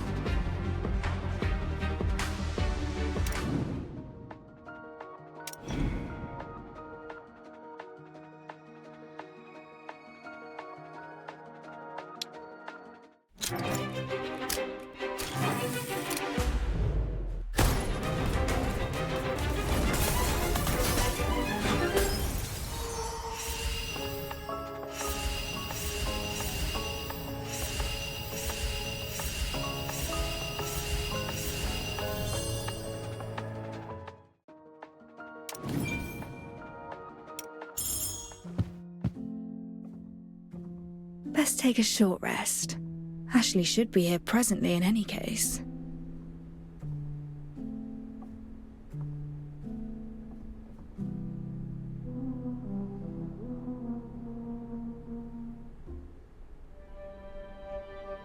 Hmm.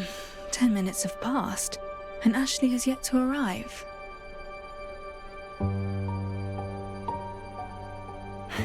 Oh, apologies, Master Detective. I'm sorry for being late. Did you run into trouble? You can tell me about it. It's nothing to worry about, honestly. Let's talk about the matter we mentioned yesterday. Have you figured out any answers to the riddle?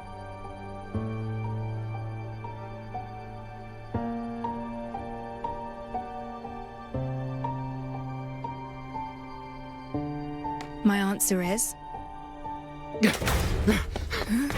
Detective! Remember that journalist who kept stalking you? The one called Grimm? We saw him yesterday. Why? He's dead! What exactly happened? Someone contacted us half an hour ago. Told us they saw something horrifying. We rushed to the scene and saw Grimm's corpse in the alley. He talked to us just yesterday at noon. It's too much of a coincidence. It's more than you think. The way he died was just like the corpses from the Nameless Ashes case. Wait, the Nameless Ashes case? A case that Chief Inspector Lauren commissioned me to work on. All the victims' bodies were burnt to charred corpses. I must examine the scene right away. Detective, remember our agreement. You need to act in a team of 2. I formally employ Ashley as my assistant. Let's go. No time to waste. I should head to the scene first. Grimm mentioned he was working on a substantial report, and now this. Might he have offended someone? Exposing the affairs of those in power. The boy certainly had no shortage.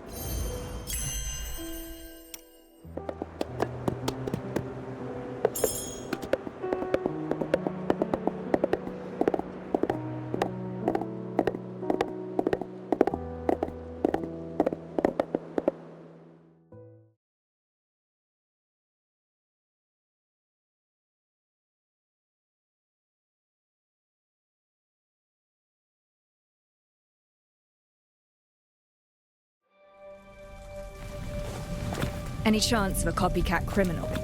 No chance. We have never disclosed anything about the Nameless Ashes case to the public.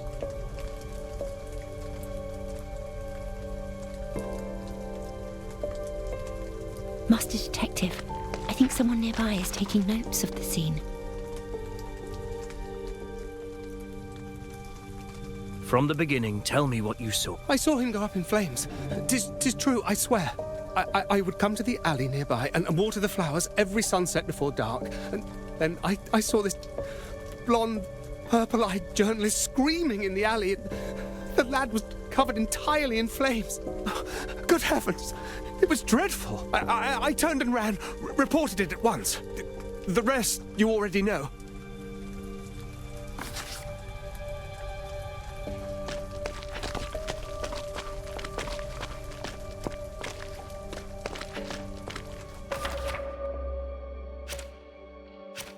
A witness saw Grimm. A living person set aflame. Sensational enough, I dare say. No wonder it's drawn such a crowd. Ready to investigate, Detective? Let's not delay. We shall begin. Tracks and traces cover the scene. I must examine them carefully.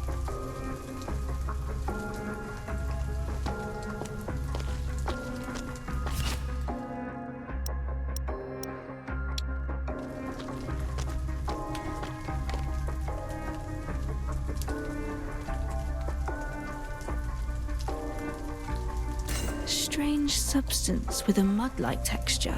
Grimm was wearing this iconic wide brimmed hat when we saw him yesterday. Burnt camera. Unlike the corpses in the Nameless Ashes case, this body bears no special mark. A body, carbonized by high temperatures. It is completely destroyed.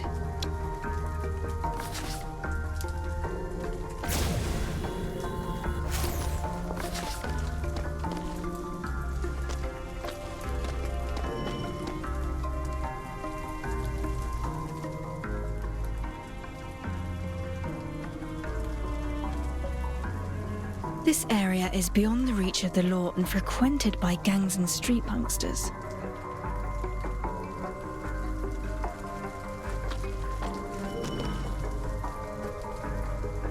The prints look fresh. The shoe type can't be distinguished, but it's clear there are two different sizes of footprints. More than one person entered this alley.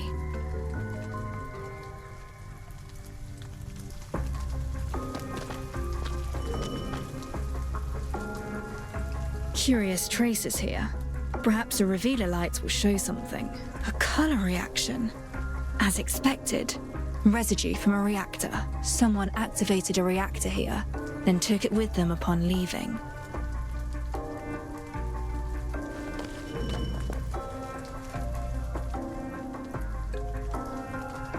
A few empty bottles, likely left behind by street punksters. Detective, how goes the investigation?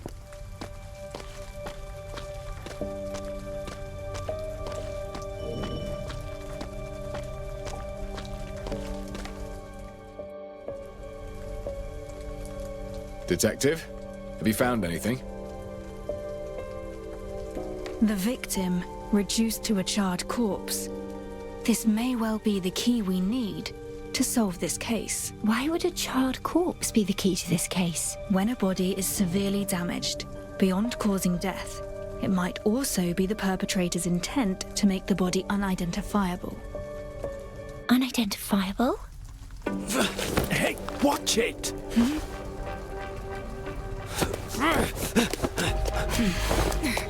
Detective! What's going on?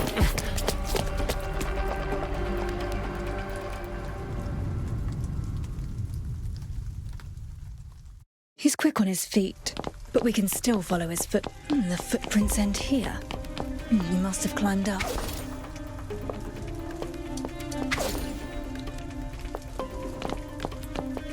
This is their hideout. He's likely trying to blend into the crowd. Don't get any closer. Reset the board.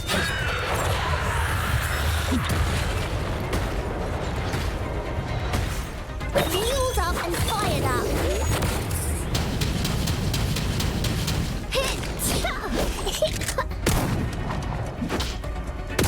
Timing is everything.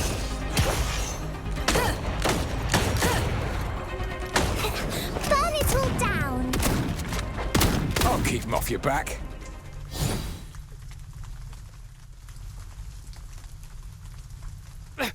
Let me go! What were you doing at the crime scene? I was just taking a look-see. A look-see. So why run away when you saw us? So what if I legged it? Ah! I had a bit of a scrap with a woman, and now the coppers are all over me. What did you say? Oh, curses. Must have been some uppity heiress.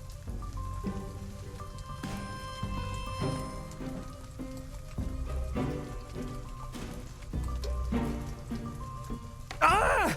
Are you in any way connected to the charred corpse? Charred corpse? I was only scrapping with some lass. So don't go pinning this on me, because you lot can't sort your story out. What did that woman look like? I couldn't see her properly in the dark. Yeah, but she was dressed to the nines. Loaded, no doubt. Tell me everything you know. It was just getting dark, right? I heard someone chatting down the alley, see? Right on our turf, mind you. So I thought I'd have a look. And bam! This posh bird comes flying right in my face. And then suddenly she laid into me. And what proof have you that this woman is not merely a fabrication, spun to shield yourself? Proof? Sure. I got bloody proof. That vicious toff lost her shoe halfway through the fight. I tossed it to the side. Go find it yourself. Yeah, we common folk get battered and no one bats an eye. Them nobles drop a hair, the whole city panics. Those bloody coppers, just lapdogs for the toffs, that's what. Throw him in the nick.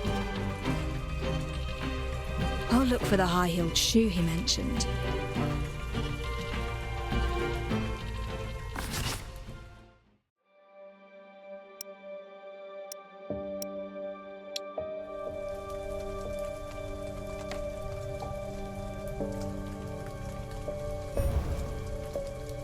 luxury item of genuine leather, well cared for. The lining shows clear signs of wear. A woman's high heel and an unidentifiable substance clings to the leather, similar to that found on the charred corpse. There actually is a high-heeled shoe. He wasn't lying. Maybe a rich lady really did enter that alley. I fear this is all becoming rather overwhelming. Let's sort out the evidence we've gathered so far.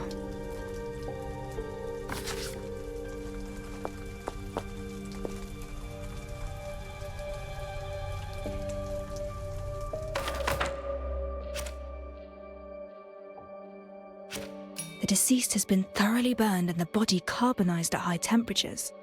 The nature of death resembles the Nameless Ashes case. It would take a high-powered reactor to produce such intense heat in so short a time. The street punkster maintains that he encountered a well-dressed woman in the alley. The high-heeled shoe corroborates the punkster's account, confirming a noble woman was present. Yet, the residue upon the shoe warrants closer examination. Grimm's ever-present hat and camera were found at the scene. Given that witnesses claim to have seen him screaming in the flames, the victim's identity is all but confirmed. There is a strange substance on the high-heeled shoe.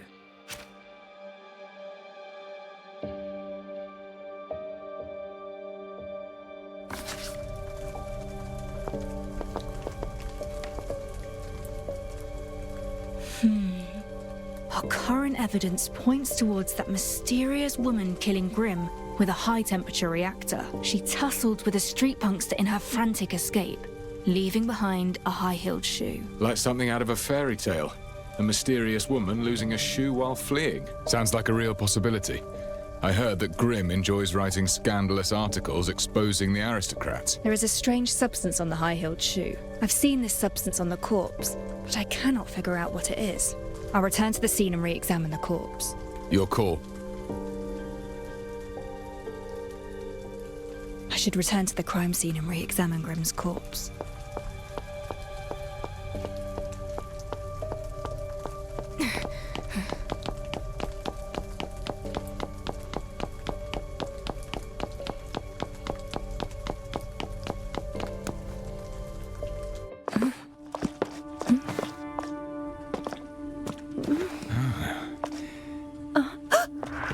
The body has disappeared!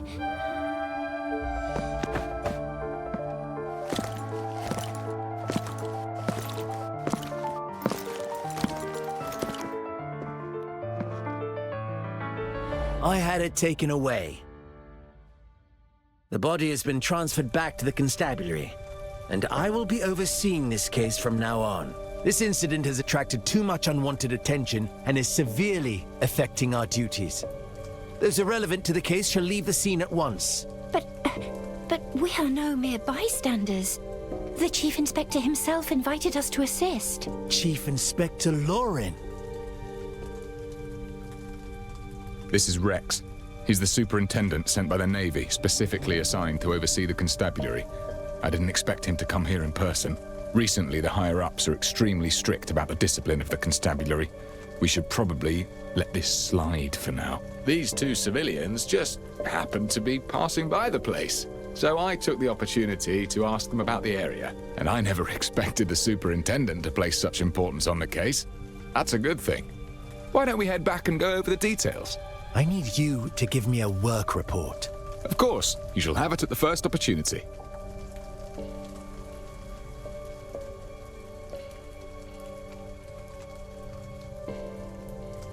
This complicates matters. The body has been removed and now the Navy is involved. It seems Chief Inspector Lauren wishes us to stand aside for the moment. Should we return to the office and reconsider our next steps? Remaining here will get us nowhere. Let us head back.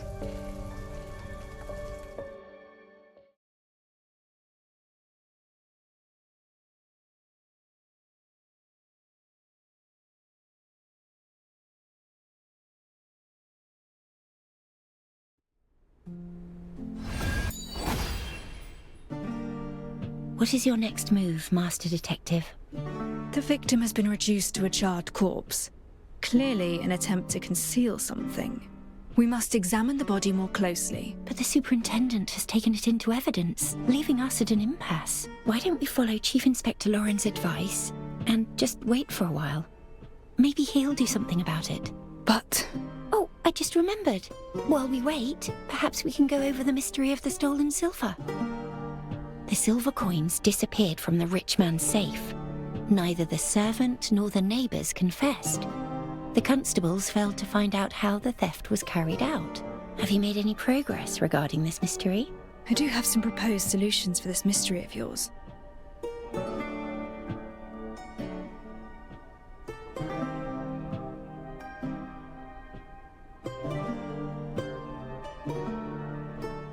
For example, you said there is only one key, but duplicating a key is not particularly complex.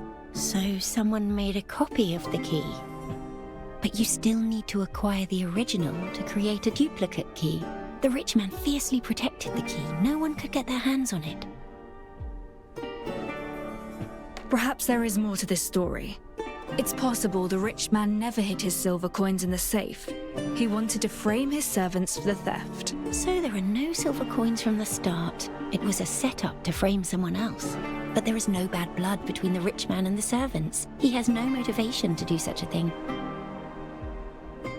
Perhaps the safe never contained ancient coins, but silverium kept in siphons that could flow out from the fine crevices and openings. Silverium flowing out from the crevices and openings. A bold proposal. But if the rich man stored his silver coins inside the safe, he should know that it would keep the coins secure instead of leaking them.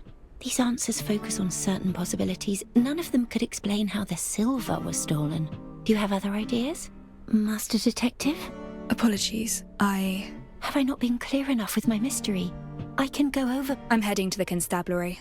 Huh? Why?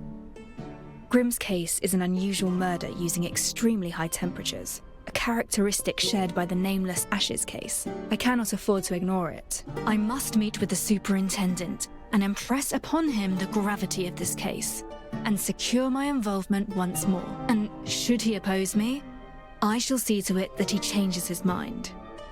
Is that so? I understand.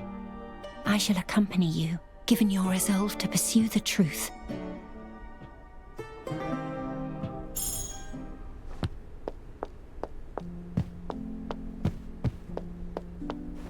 The body must be further examined.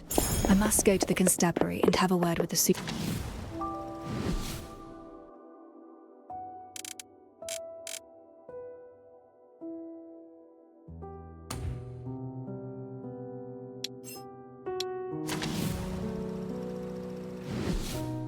hours.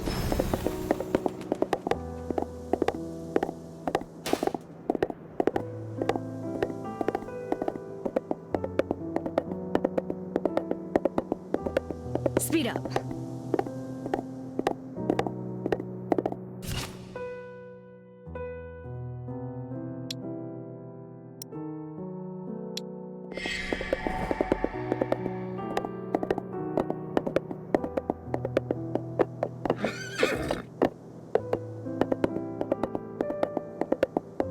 Speed up.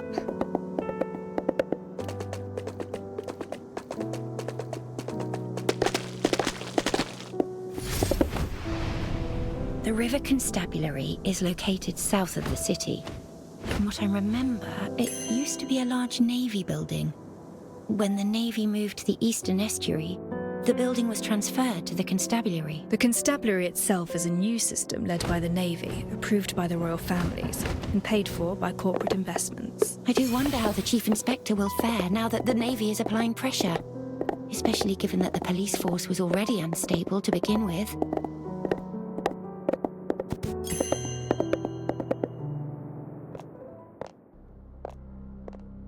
We've arrived at the River Constabulary. I can only imagine what the situation inside must be like if the Navy superintendent has taken charge. Ah, it's Chief Inspector Lauren. Let's go ask him.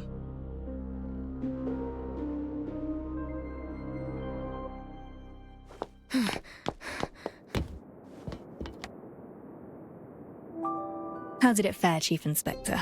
It fared poorly.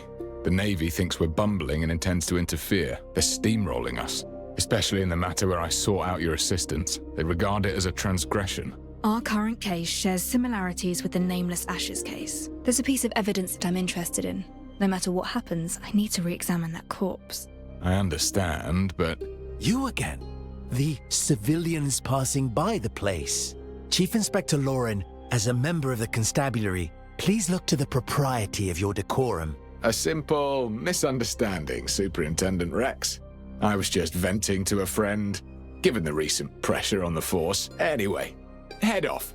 We'll grab a pint or two afterwards.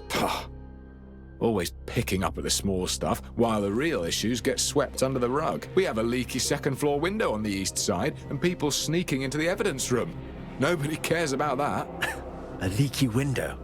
Take it up with logistics. You know full well I'm in charge of the patrols. At once. You're doing a stellar job. Yes, indeed. Thank you.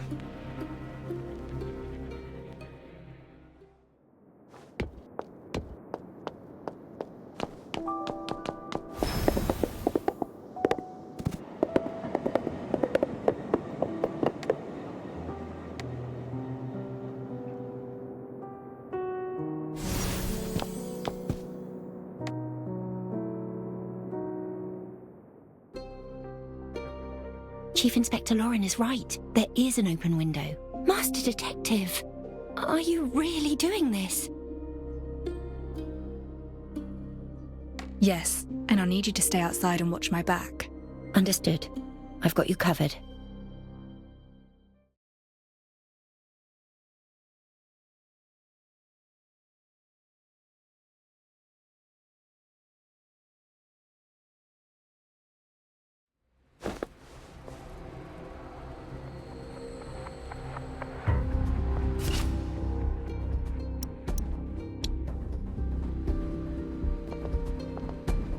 The Navy only sent help because the crime rate's still through the roof. Help? They're just making it worse. And that crime rate? We're not knights. Plenty of time for idle chatter, but not for patrols, huh? All right, we're going.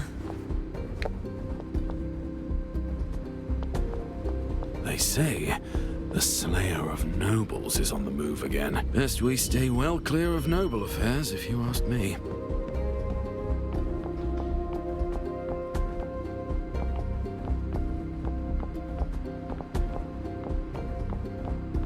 Safe.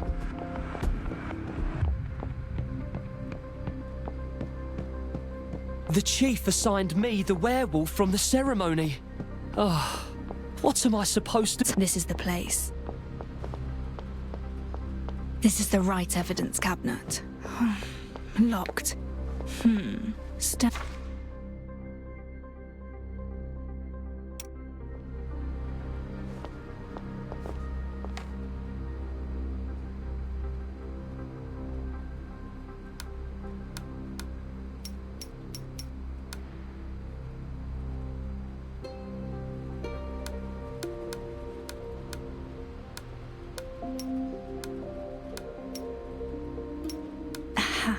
The core's turning.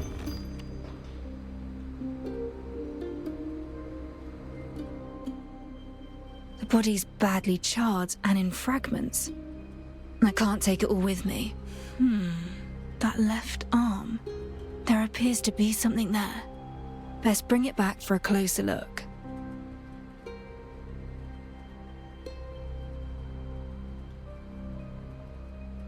Now I must leave with the evidence.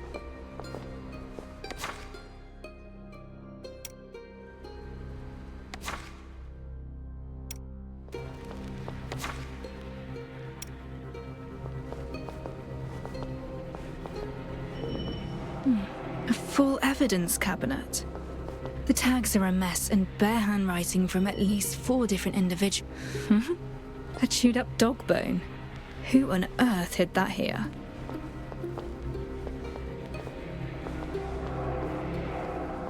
Files from closed and discarded cases are all piled together in an unorganized heap.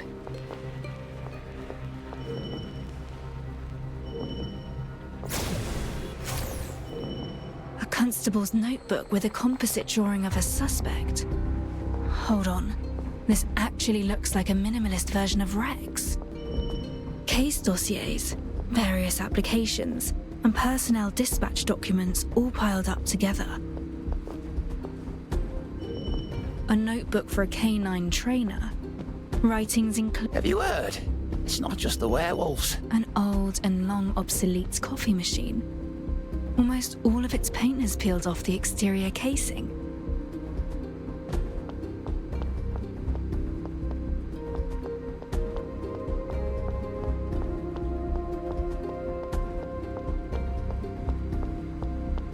Good. The exit is not too far away.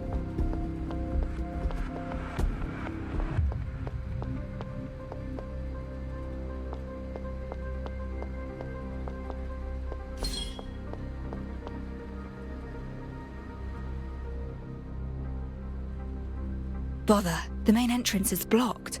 I must find another way.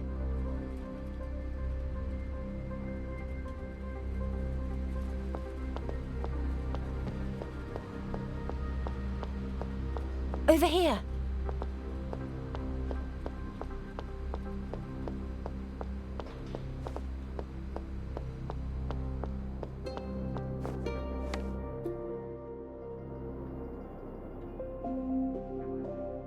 The superintendent was just at the front entrance on his rounds, so I circled around to wait for you. Nicely done. You made the right call. Did you find the evidence? Take these, quickly.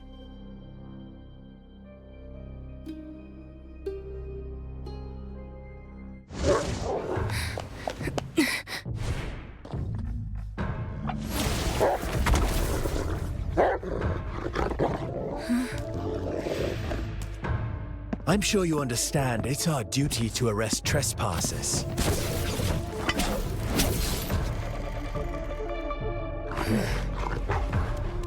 We don't have to be enemies. I'm afraid we're long past that. You broke the rules. Chalk you!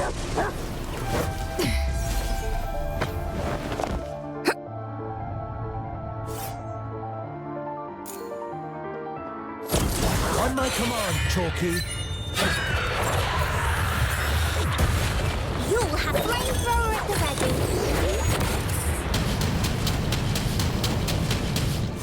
You owe me a cocktail shaker.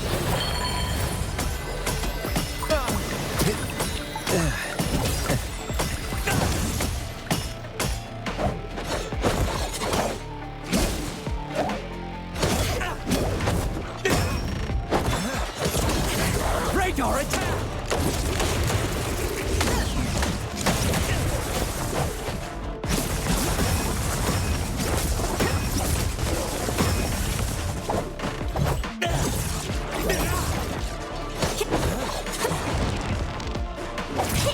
Here comes the fire. Your orders?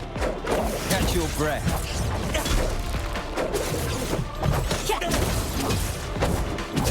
It's all in vain.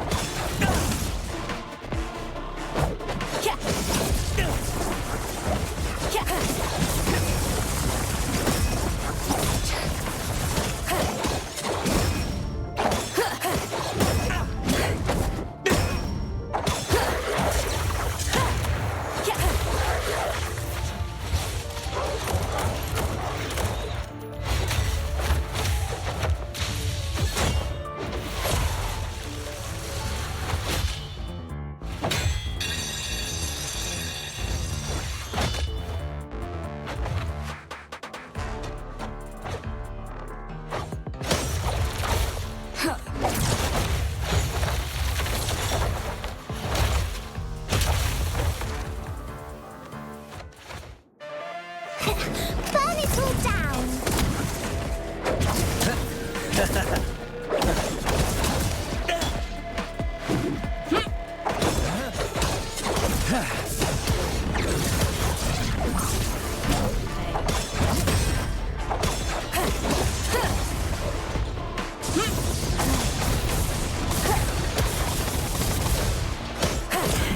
On my command, Chalky.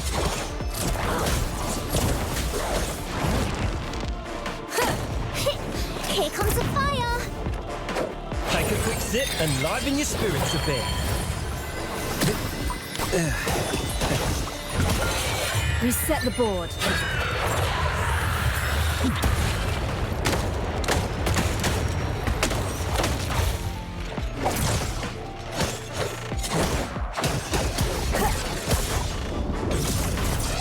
As I suspected.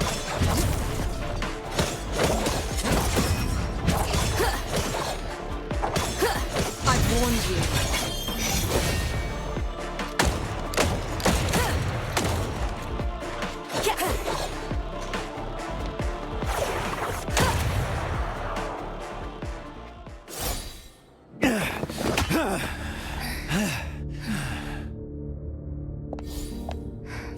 Let's leave it at that. You're strong, but your heavy weapon is holding you back. A nimble combat style would suit you more. Again! Sir! The werewolf who attacked the float has escaped! What? The stabilizer failed to work. It went berserk. We couldn't keep it down. Lead the way!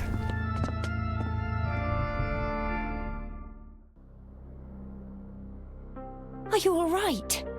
I'm sorry. I'm no good in a fight. At least the superintendent has gone. Do you think he might come after you? Suppose he does.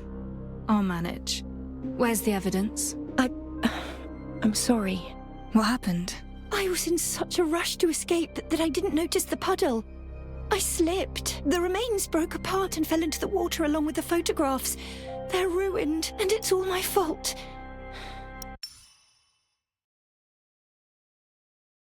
This whole venture wasted. No matter. I'll have to call in some help. While there's little to work with, she is skilled enough that she should be able to glean something useful. What? Oh, I mean, that's wonderful. So does that mean we should go to her right away? Of course. Let's not waste time. We should set off immediately.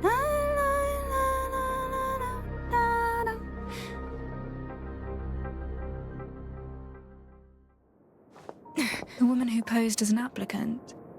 What's she doing here?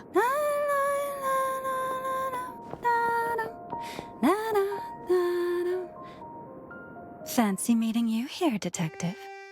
You two seem to have undergone quite an adventure. And why are you here, of all places? It pleased me to see you fight the Navy man, and your form in combat was most admirable. But alas, I'm a lady who keeps her word. I broke a few fur balls out at the celebration as a distraction. Quite the trick, if I do say so myself. You're helping me? Why? Because you're most pleasing to the eye. And upholding contractual terms is a rule in our profession. Contractual terms? Whose deal are you trying to honor? Well, a client's info is supposed to be confidential. If we could get information by simply asking questions, why would we need detectives? Or detective assistants, I don't understand what you're trying to say. Detective, if it's answers you seek, why not see if your clever little assistant can help you uncover my client's identity? And if by then you fancy teaming up with me, well, do drop by, won't you? How odd. Master Detective, we should pick up the pace and get the remains examined.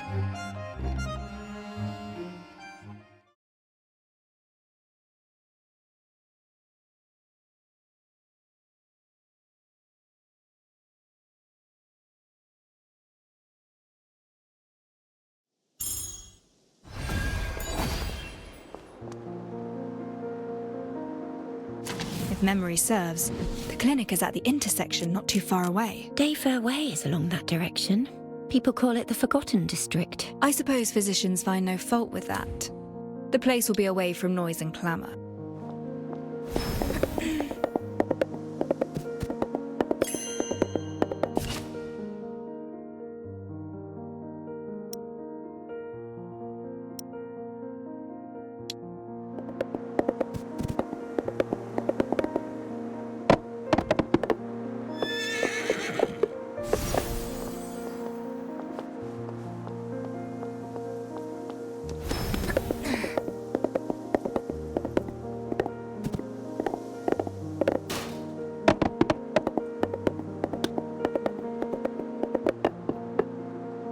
This is it, the corner clinic. My old friend runs this establishment. We're to examine the remains at a clinic. I thought they were for those needing a physician. She is a physician. Anatomy is her specialty.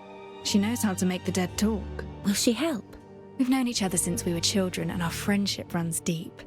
She never fails to help me whenever I ask. And let's ask her to change your bandages while we're at it. Oh dear. That's very kind of you, Master Detective, but I can take care of this minor inconvenience on my own. I tend to become quite anxious at clinics. Just the thought of visiting a physician unsettles me. I'm afraid I must take my leave. Good luck with your friend. I shall await you at the office.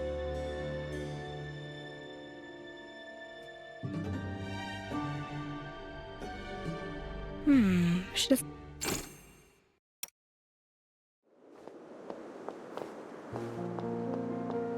The place seems well cleaned and smells of disinfectants.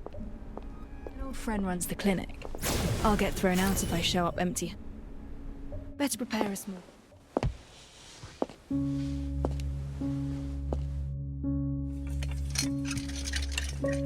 Don't touch anything. You better find yourself a seat. Sorry, I can't hear you clearly. Sit. Ship? I said don't touch my things and find yourself a seat. 3 long years. You finally found your way back. I have a rather unique sample here from a case I'm working on. Given your experience with autopsies, I'd like your help in examining it. Incredible way to greet someone after disappearing for 3 years. Didn't expect the first line to be, I'm working on a case. I'm actually curious now. Do you still remember my name?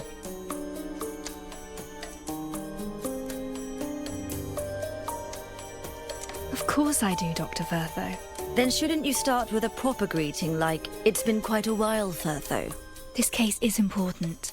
I need your help to examine these remains. Not a chance. Who do you take me for? You vanished for 3 years without so much as a word, and now you return with a corpse in tow expecting me to examine it. You didn't even bother with a proper greeting.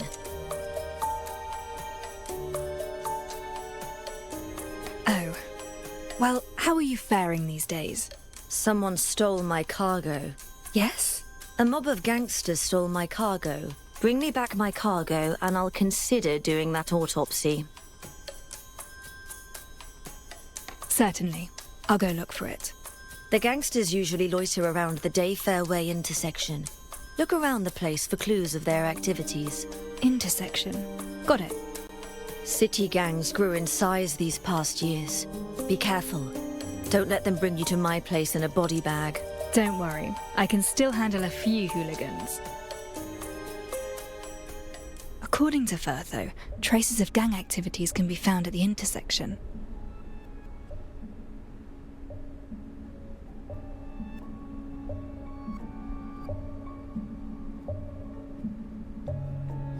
Society is a system of chaos. What links seemingly unrelated fragments together may be logic, but it could also be illusions or conspiracies.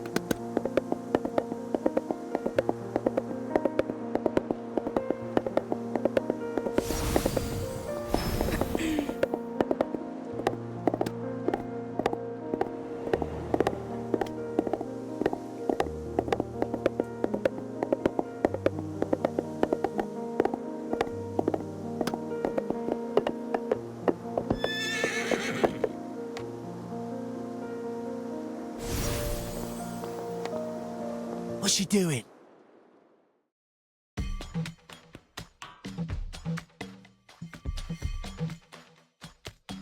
Someone has made off with the doctor's cargo from the corner clinic. Have you seen any sign of it? The corner clinic? Now that's odd.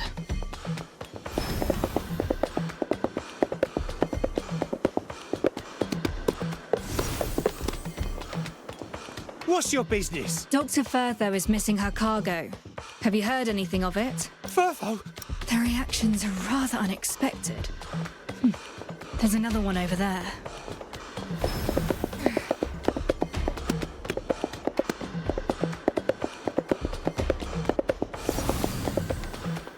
Why are you looking at me funny? A doctor's cargo hat. Doctor? No! No! Furtho seems to have garnered quite a reputation. I'll follow this one to locate the gang's den.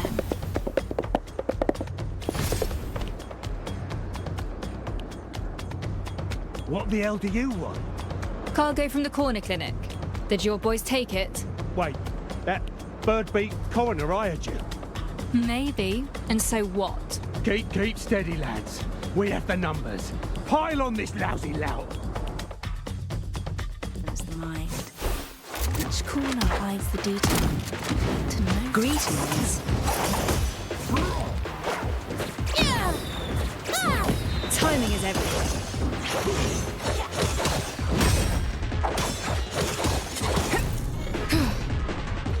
As I suspected.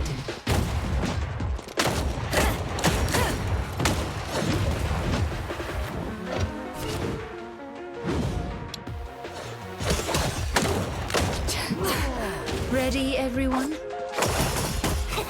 Burn it all down! Ready, everyone? My turn! Implementing Plan B.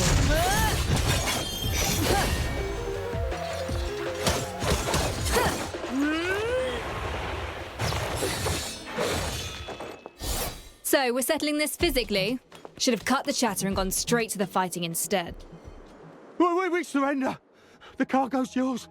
Just take it and leave us. Got a question for you. You stole Furtho's cargo, yet you're so afraid of her. Why? Furtho the doctor. She visits this place every night and nabs one of us for her experiments. Everyone who came back was a screaming wreck. Their nightmares wouldn't end. We run things round here, and we've a name to uphold. So we made off with her cargo. Thought it'd put her in her place. Now we know we stepped on the wrong toes. We'll never touch her property again. Experiments? Regardless. I have the cargo. Time to ask Furtho to help me examine the remains.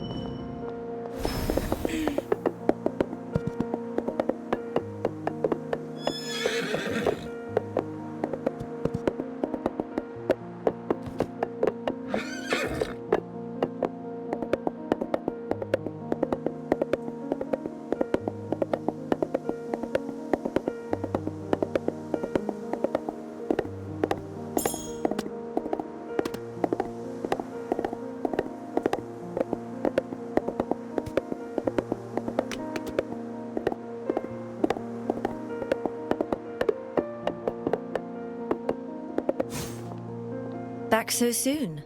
Now that's efficient. I'm downstairs. Meet me there.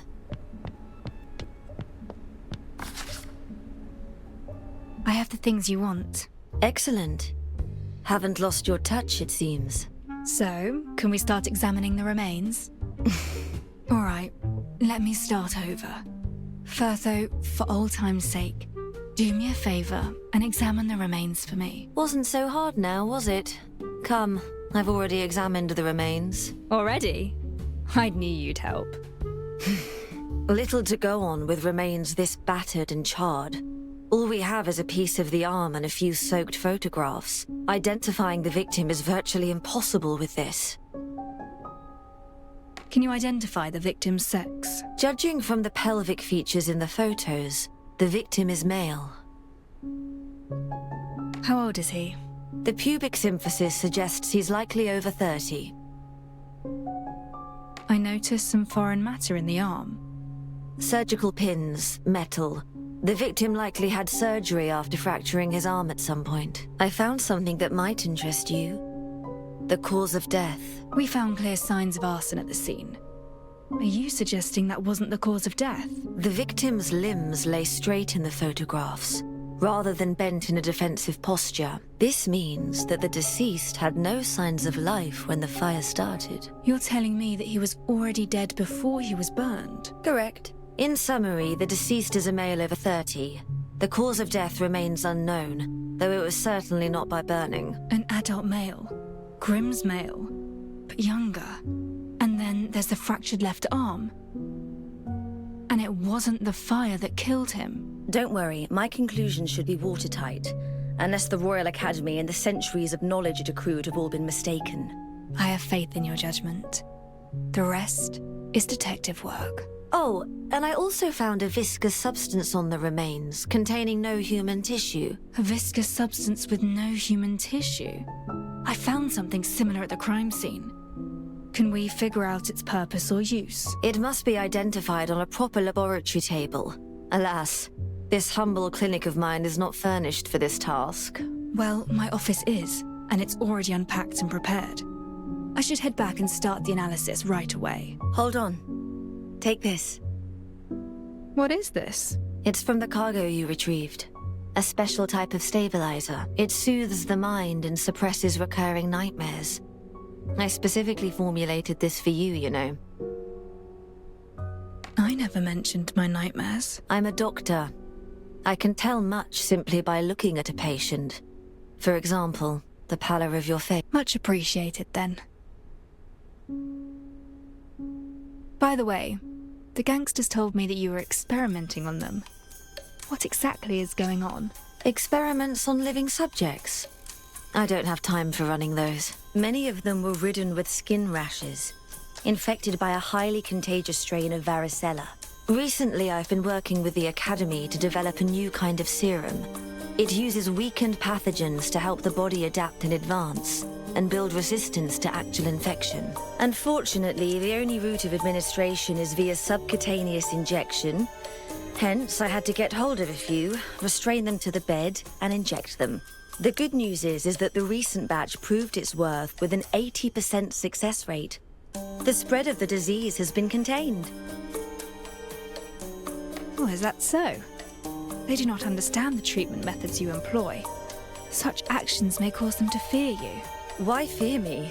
I'm the one helping them avoid the infectious rash. But you just reminded me how convenient it is to reach them. I have several new medicines, and I do intend to invite them over for a few trials. And they happen to be a most agreeable lot. You will succeed. Now, if I may, I'm taking my leave for my office.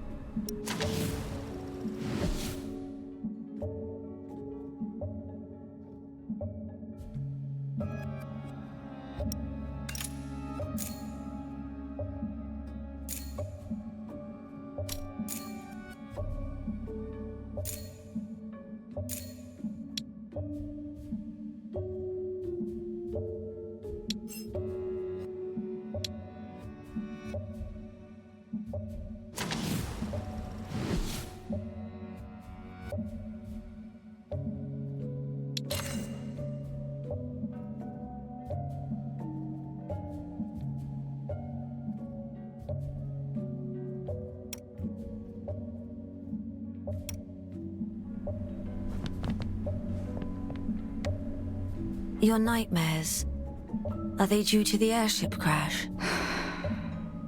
I told you back then, life is what it is, and death comes to us all, and yet you... never mind.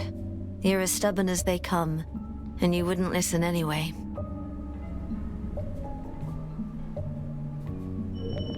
Bertho built this operating table herself. It's specifically designed for autopsies.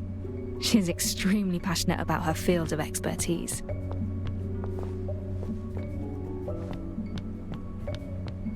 I see everything.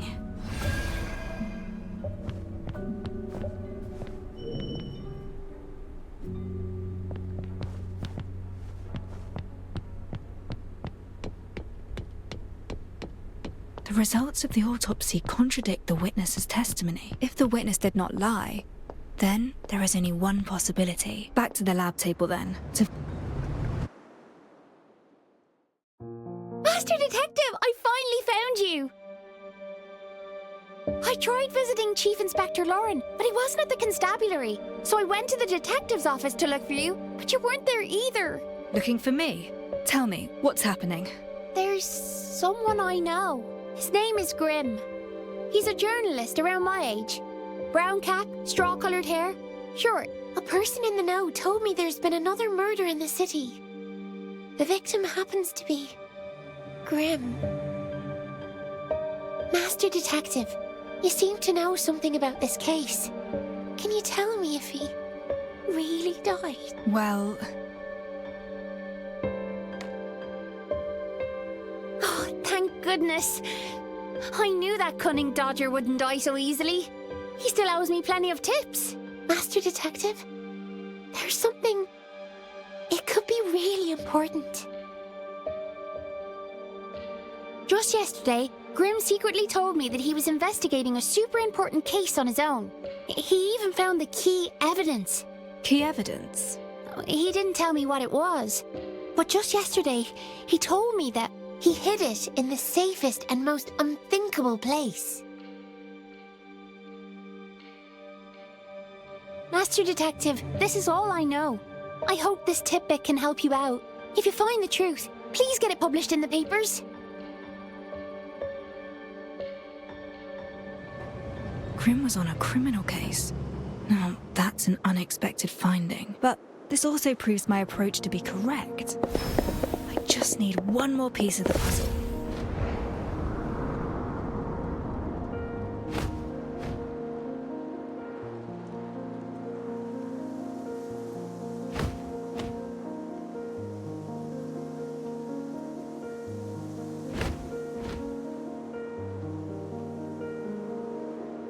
A bird's eye view of the city sharpens the mind.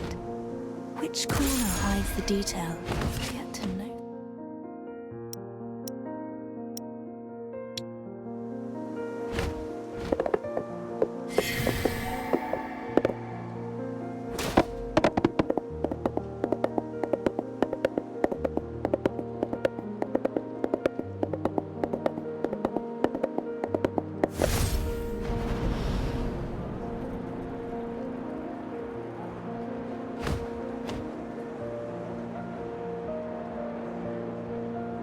Giddy up, horsey.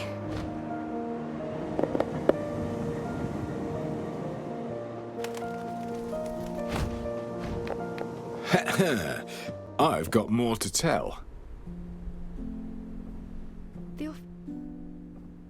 I didn't expect him to launch a sudden brutish strike from the left. Whoa! But the detective predicted that and parried it. That's awesome! With a light twist, the detective shifted Rex's weight, immediately following up with a series of swift strikes. And yet, you merely stood by and watched. Is that not a little... Really? Well, I think I was helping plenty by not getting in the way. You all seem to be enjoying your discussion. You're back, Master! Everyone's here! Our esteemed superintendent has his hands full combing the city for werewolves. So I thought I'd slip away and see how things were coming along. Oh, and well fought. Master Detective, what of the autopsy? Did it go well? Hold on. There's still one more step. Time to use the newly cleaned laboratory table.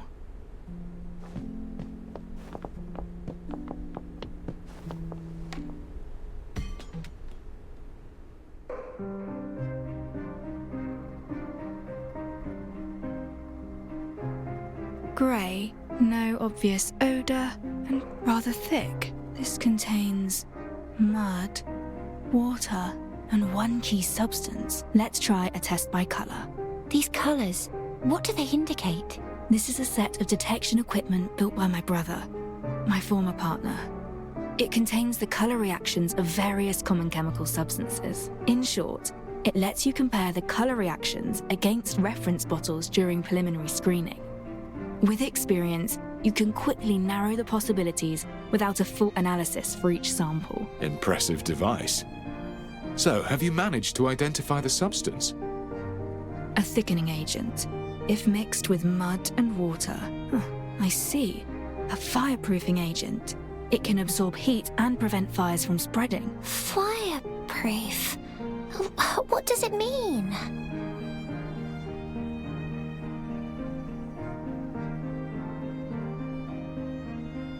Whoa! Don't touch that, Master! You'll get burned! I'm not burnt. The evaporating water carries away the heat, shielding the skin beneath. This substance works like magic.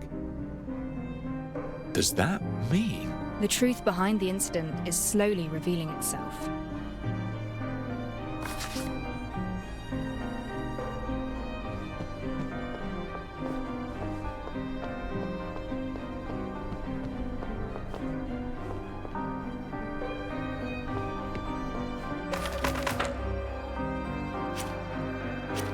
The autopsy revealed the body was burned post-mortem, fully contradicting the witness who claimed to have seen Grim on fire, screaming. Grim is roughly Pixie's age, yet the autopsy identifies the victim as an adult. The burned body was likely not Grim's. A fireproofing agent was found at the scene. They must have used it to make sure Grim didn't actually burn to death.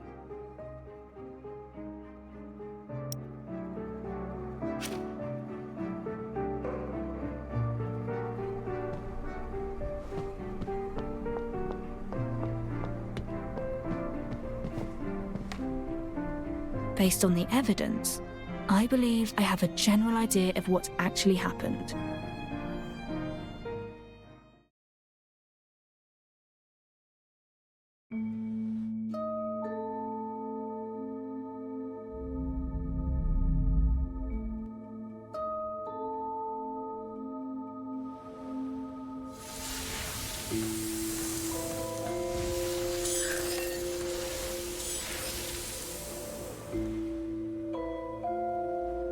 That alleyway is where the incident occurred.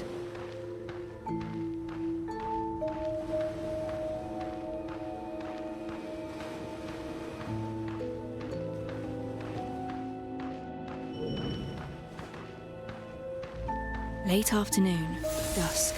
Grim and a lady arrived here at an appointed time. The two concocted a plan. A plan to fake someone's death. A fake death? Are you saying that Grim didn't die? But we have a witness who saw it happen. Exactly. How could the death be faked? The fireproofing agent can insulate the user against heat. Rubbing it on the body protects it from burns. Alcohol is the most easily acquired flammable material.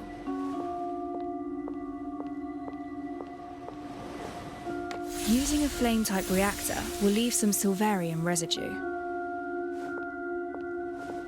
Grim places his camera and hat down by the side, and then applies the fireproofing agent to his entire body.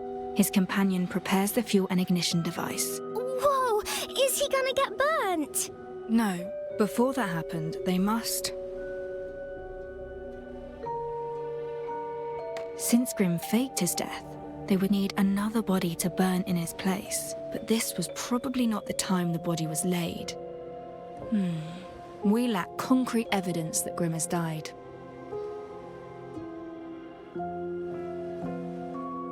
The footprints at the scene were rather unclear. Someone probably tried to clean it in a hurry. Traces of reactor use and fireproofing agent remain, indicating they didn't fully clean the scene. The witness who saw Grim in flames is a nearby resident. According to his testimony, he would water the flowers every afternoon at that. They timed it precisely, igniting the fire just as the resident appeared. The witness saw Grim on fire and fled in terror. But if Grim wasn't harmed by the flames, then whose body was it? We found a carbonized body at the scene. Forensics revealed him to be a male, at least 30 years of age. At least 30 years of age? That lad's nowhere near that old. Besides, the body was burned post-mortem, charred enough to conceal the victim's true identity. Therefore, the corpse is merely a substitute they prepared in place of Grim.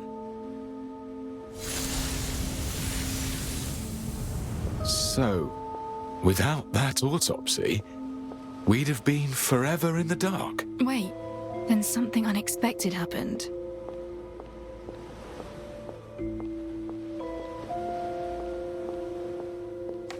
The alleys in high piers see little traffic, but you can never predict when a street kid might wander into one. This discomfort came quickly.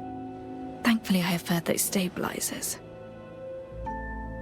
A street punkster heard something. He entered the alleyway to see what happened. But anyone walking in would see something they weren't supposed to. That's correct. They had already set up a perfect witness to see Grim covered in flames.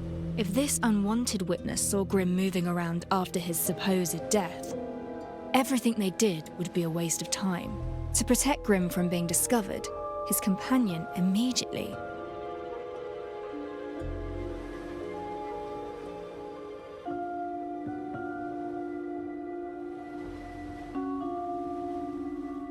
She hid Grim in a nearby dustbin or crate, but it would take time, and there was still a risk of being recognized. She had to act. Grim's companion didn't hesitate and charged at the street punk, using herself to block his view and giving Grim a chance to slip away from the other side. And since no one saw Grim after that, everyone assumed he'd burned to death. Nobody found out about the fake death, but the companion paid the price. During the scuffle, she lost a shoe.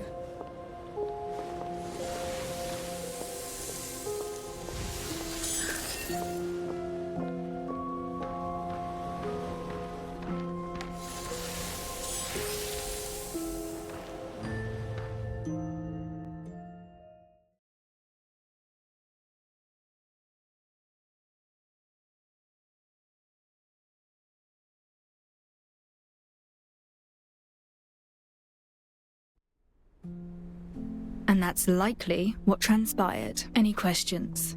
Incredible. You described it as if you'd seen it happen yourself. Your fame is well earned, Detective. Can't believe Grim faked his death right under our noses. Faking your own death isn't without danger. But I still can't figure out why he would do it.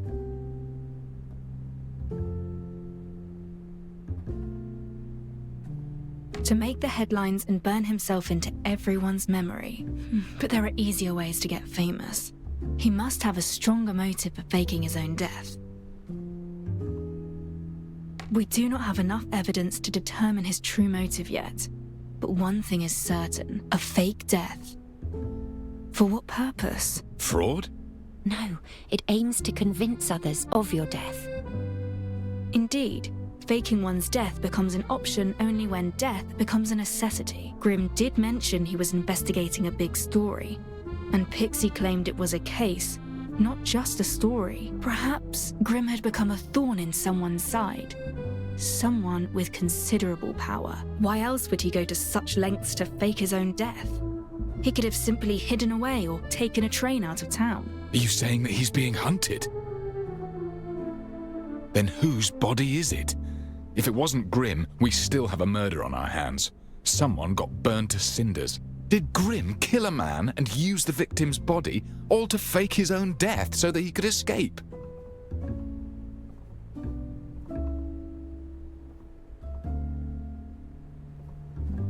There's not enough evidence to determine his identity. All we know is that he was a man in his 30s with a previously fractured left arm, and we still don't know who killed him. What about that noblewoman then? Who is she? If she's an accomplice to Grim's fake death, she definitely knows something. Unfortunately, we know very little about this lady as well. Our only clue is the high-heeled shoe she dropped. which lets us estimate her height. A person's height is about 7 times the length of their feet. Based on the size, she is slightly shorter than 5'3". A needle in the haystack, as it were. Besides, not everyone's height matches that calculation. Do we really have to scour the entire city, trying this shoe on every woman, just like in that fairy tale? Not yet. We have one more clue.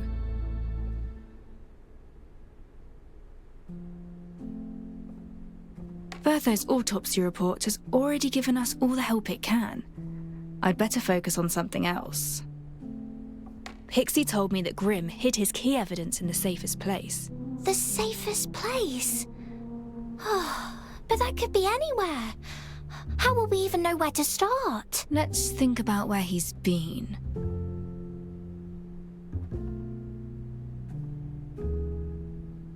At his home? Unlikely. He could be under surveillance or even fleeing for his life.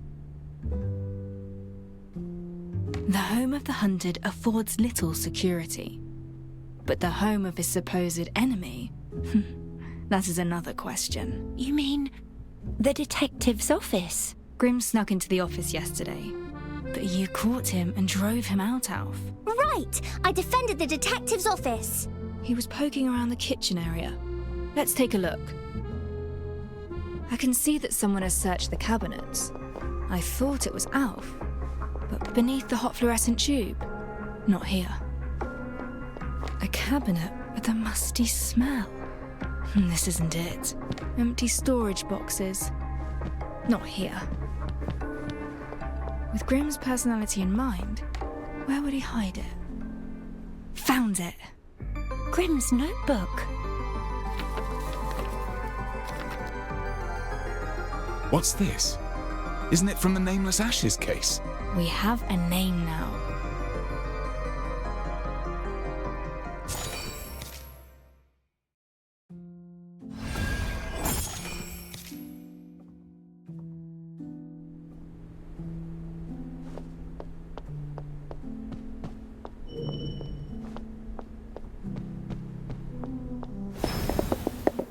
Speed up.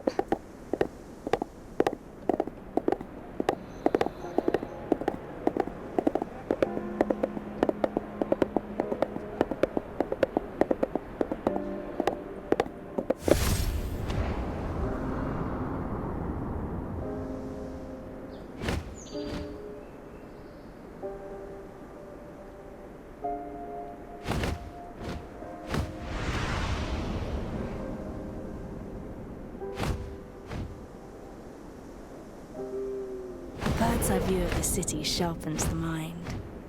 Which corner hides the detail I've yet to notice?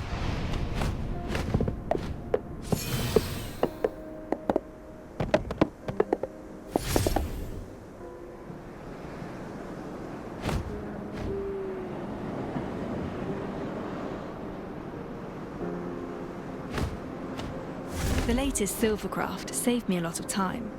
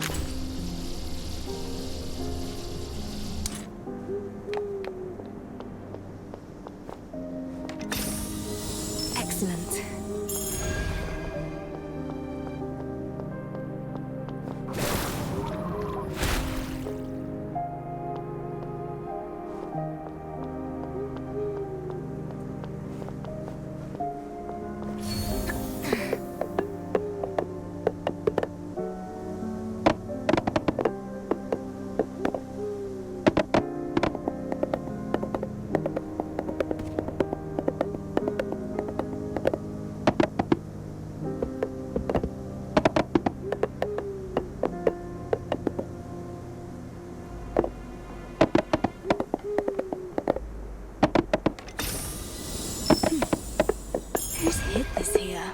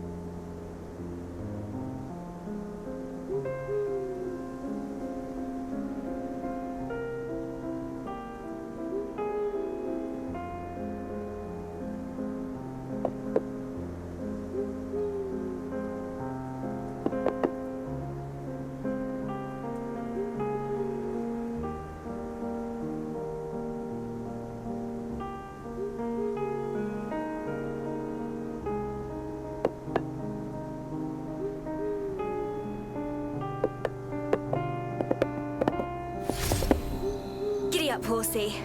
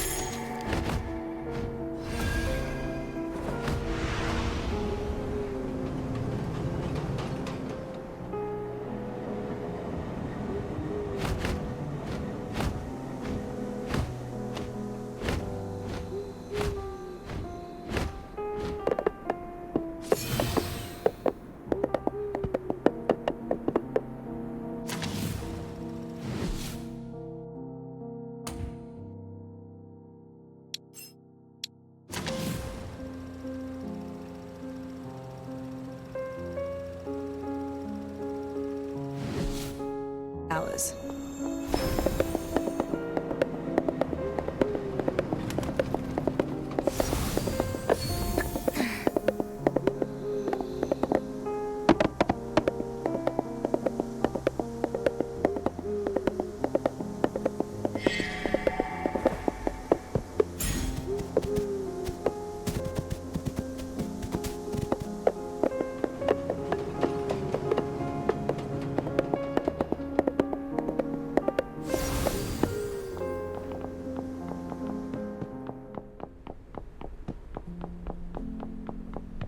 The office was left empty for quite a while without a tenant. Perhaps the location is far less attractive than what people say.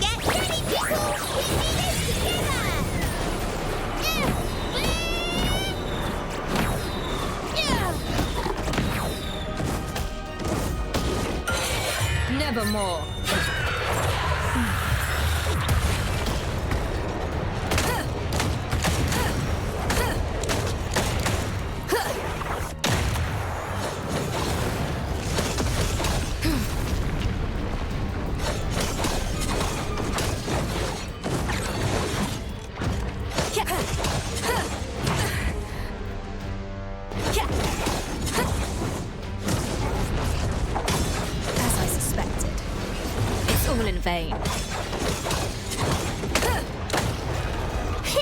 Here comes the fire! Supplies of That ammunition. hurts!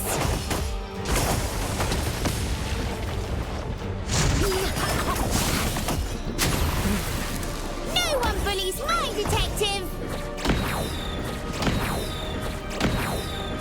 Implementing Plan B.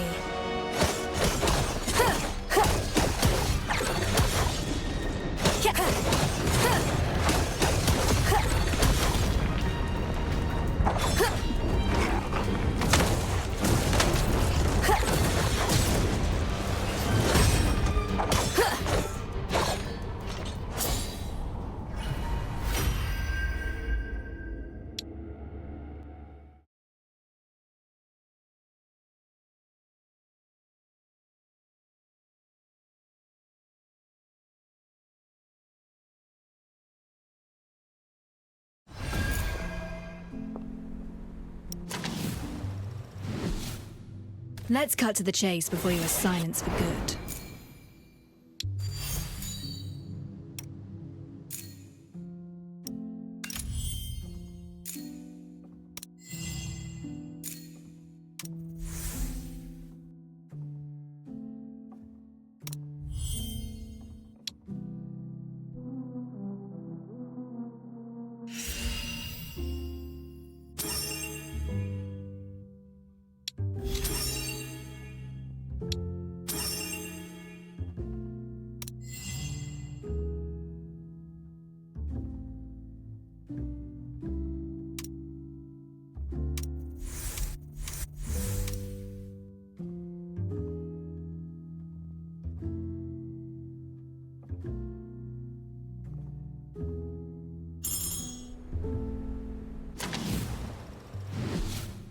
Let's cut to the chase before you are silenced for good.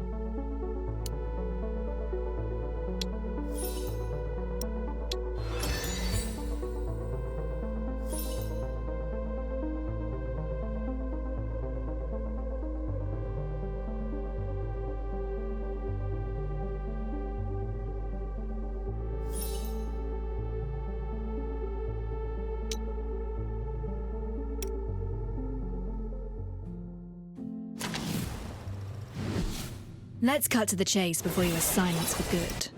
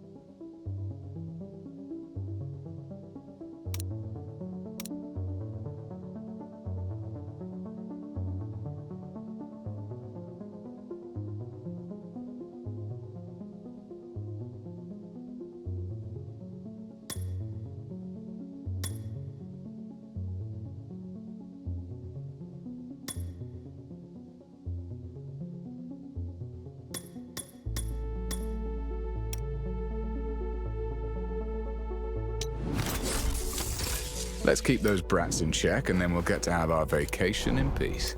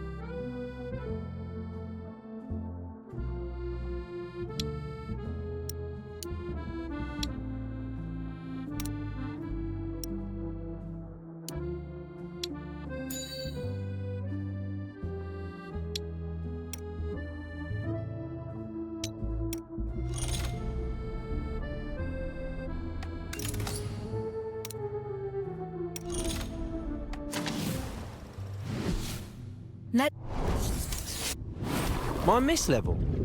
A gentleman never tells, I'm afraid. Oh, I'm just joking. It's nothing much.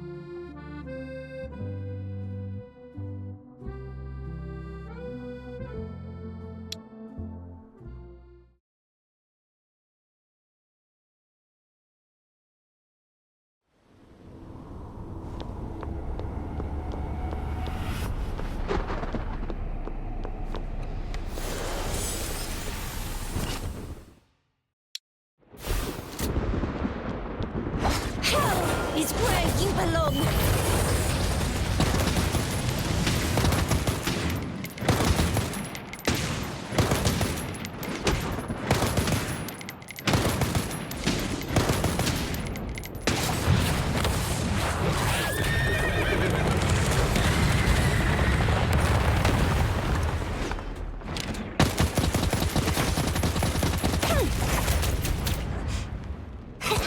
Flamethrower at the ready.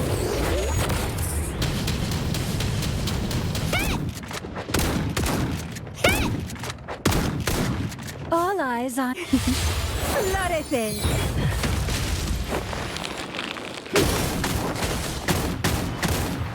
I'm taking over. Prepare for surgery.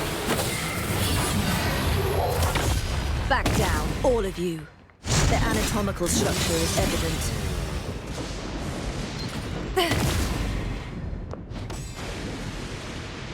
Out of my way!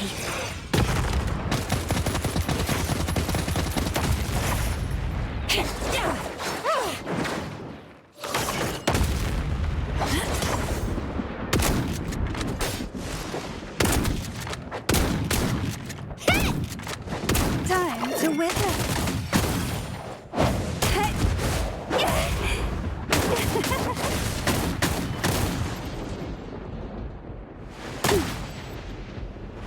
Go and take a break.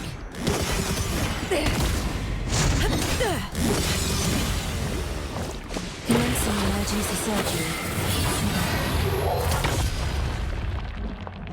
I know where to make the first incision. Enemies! Your death is insignificant.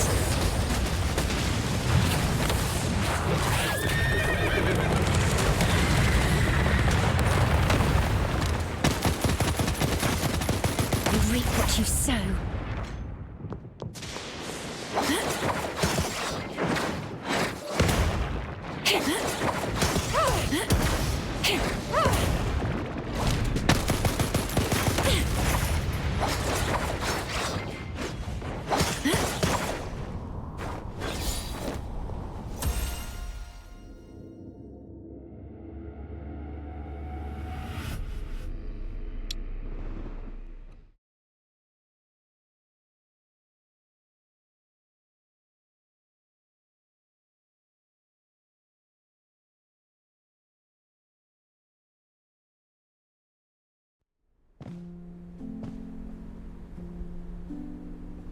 The office was left empty for quite a while without a tenant.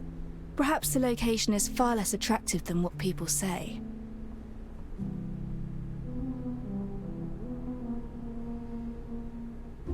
Society is a system of chaos. What links seemingly unrelated fragments together may be logic, but it could also...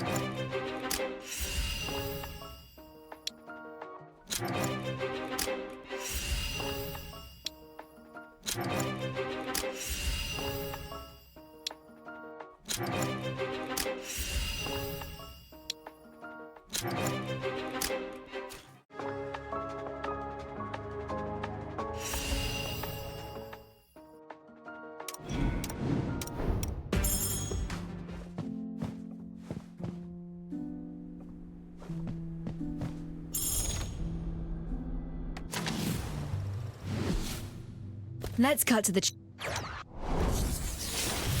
My mislevel. A gentleman never tells, I'm afraid. Oh, I'm just joking. It's nothing much.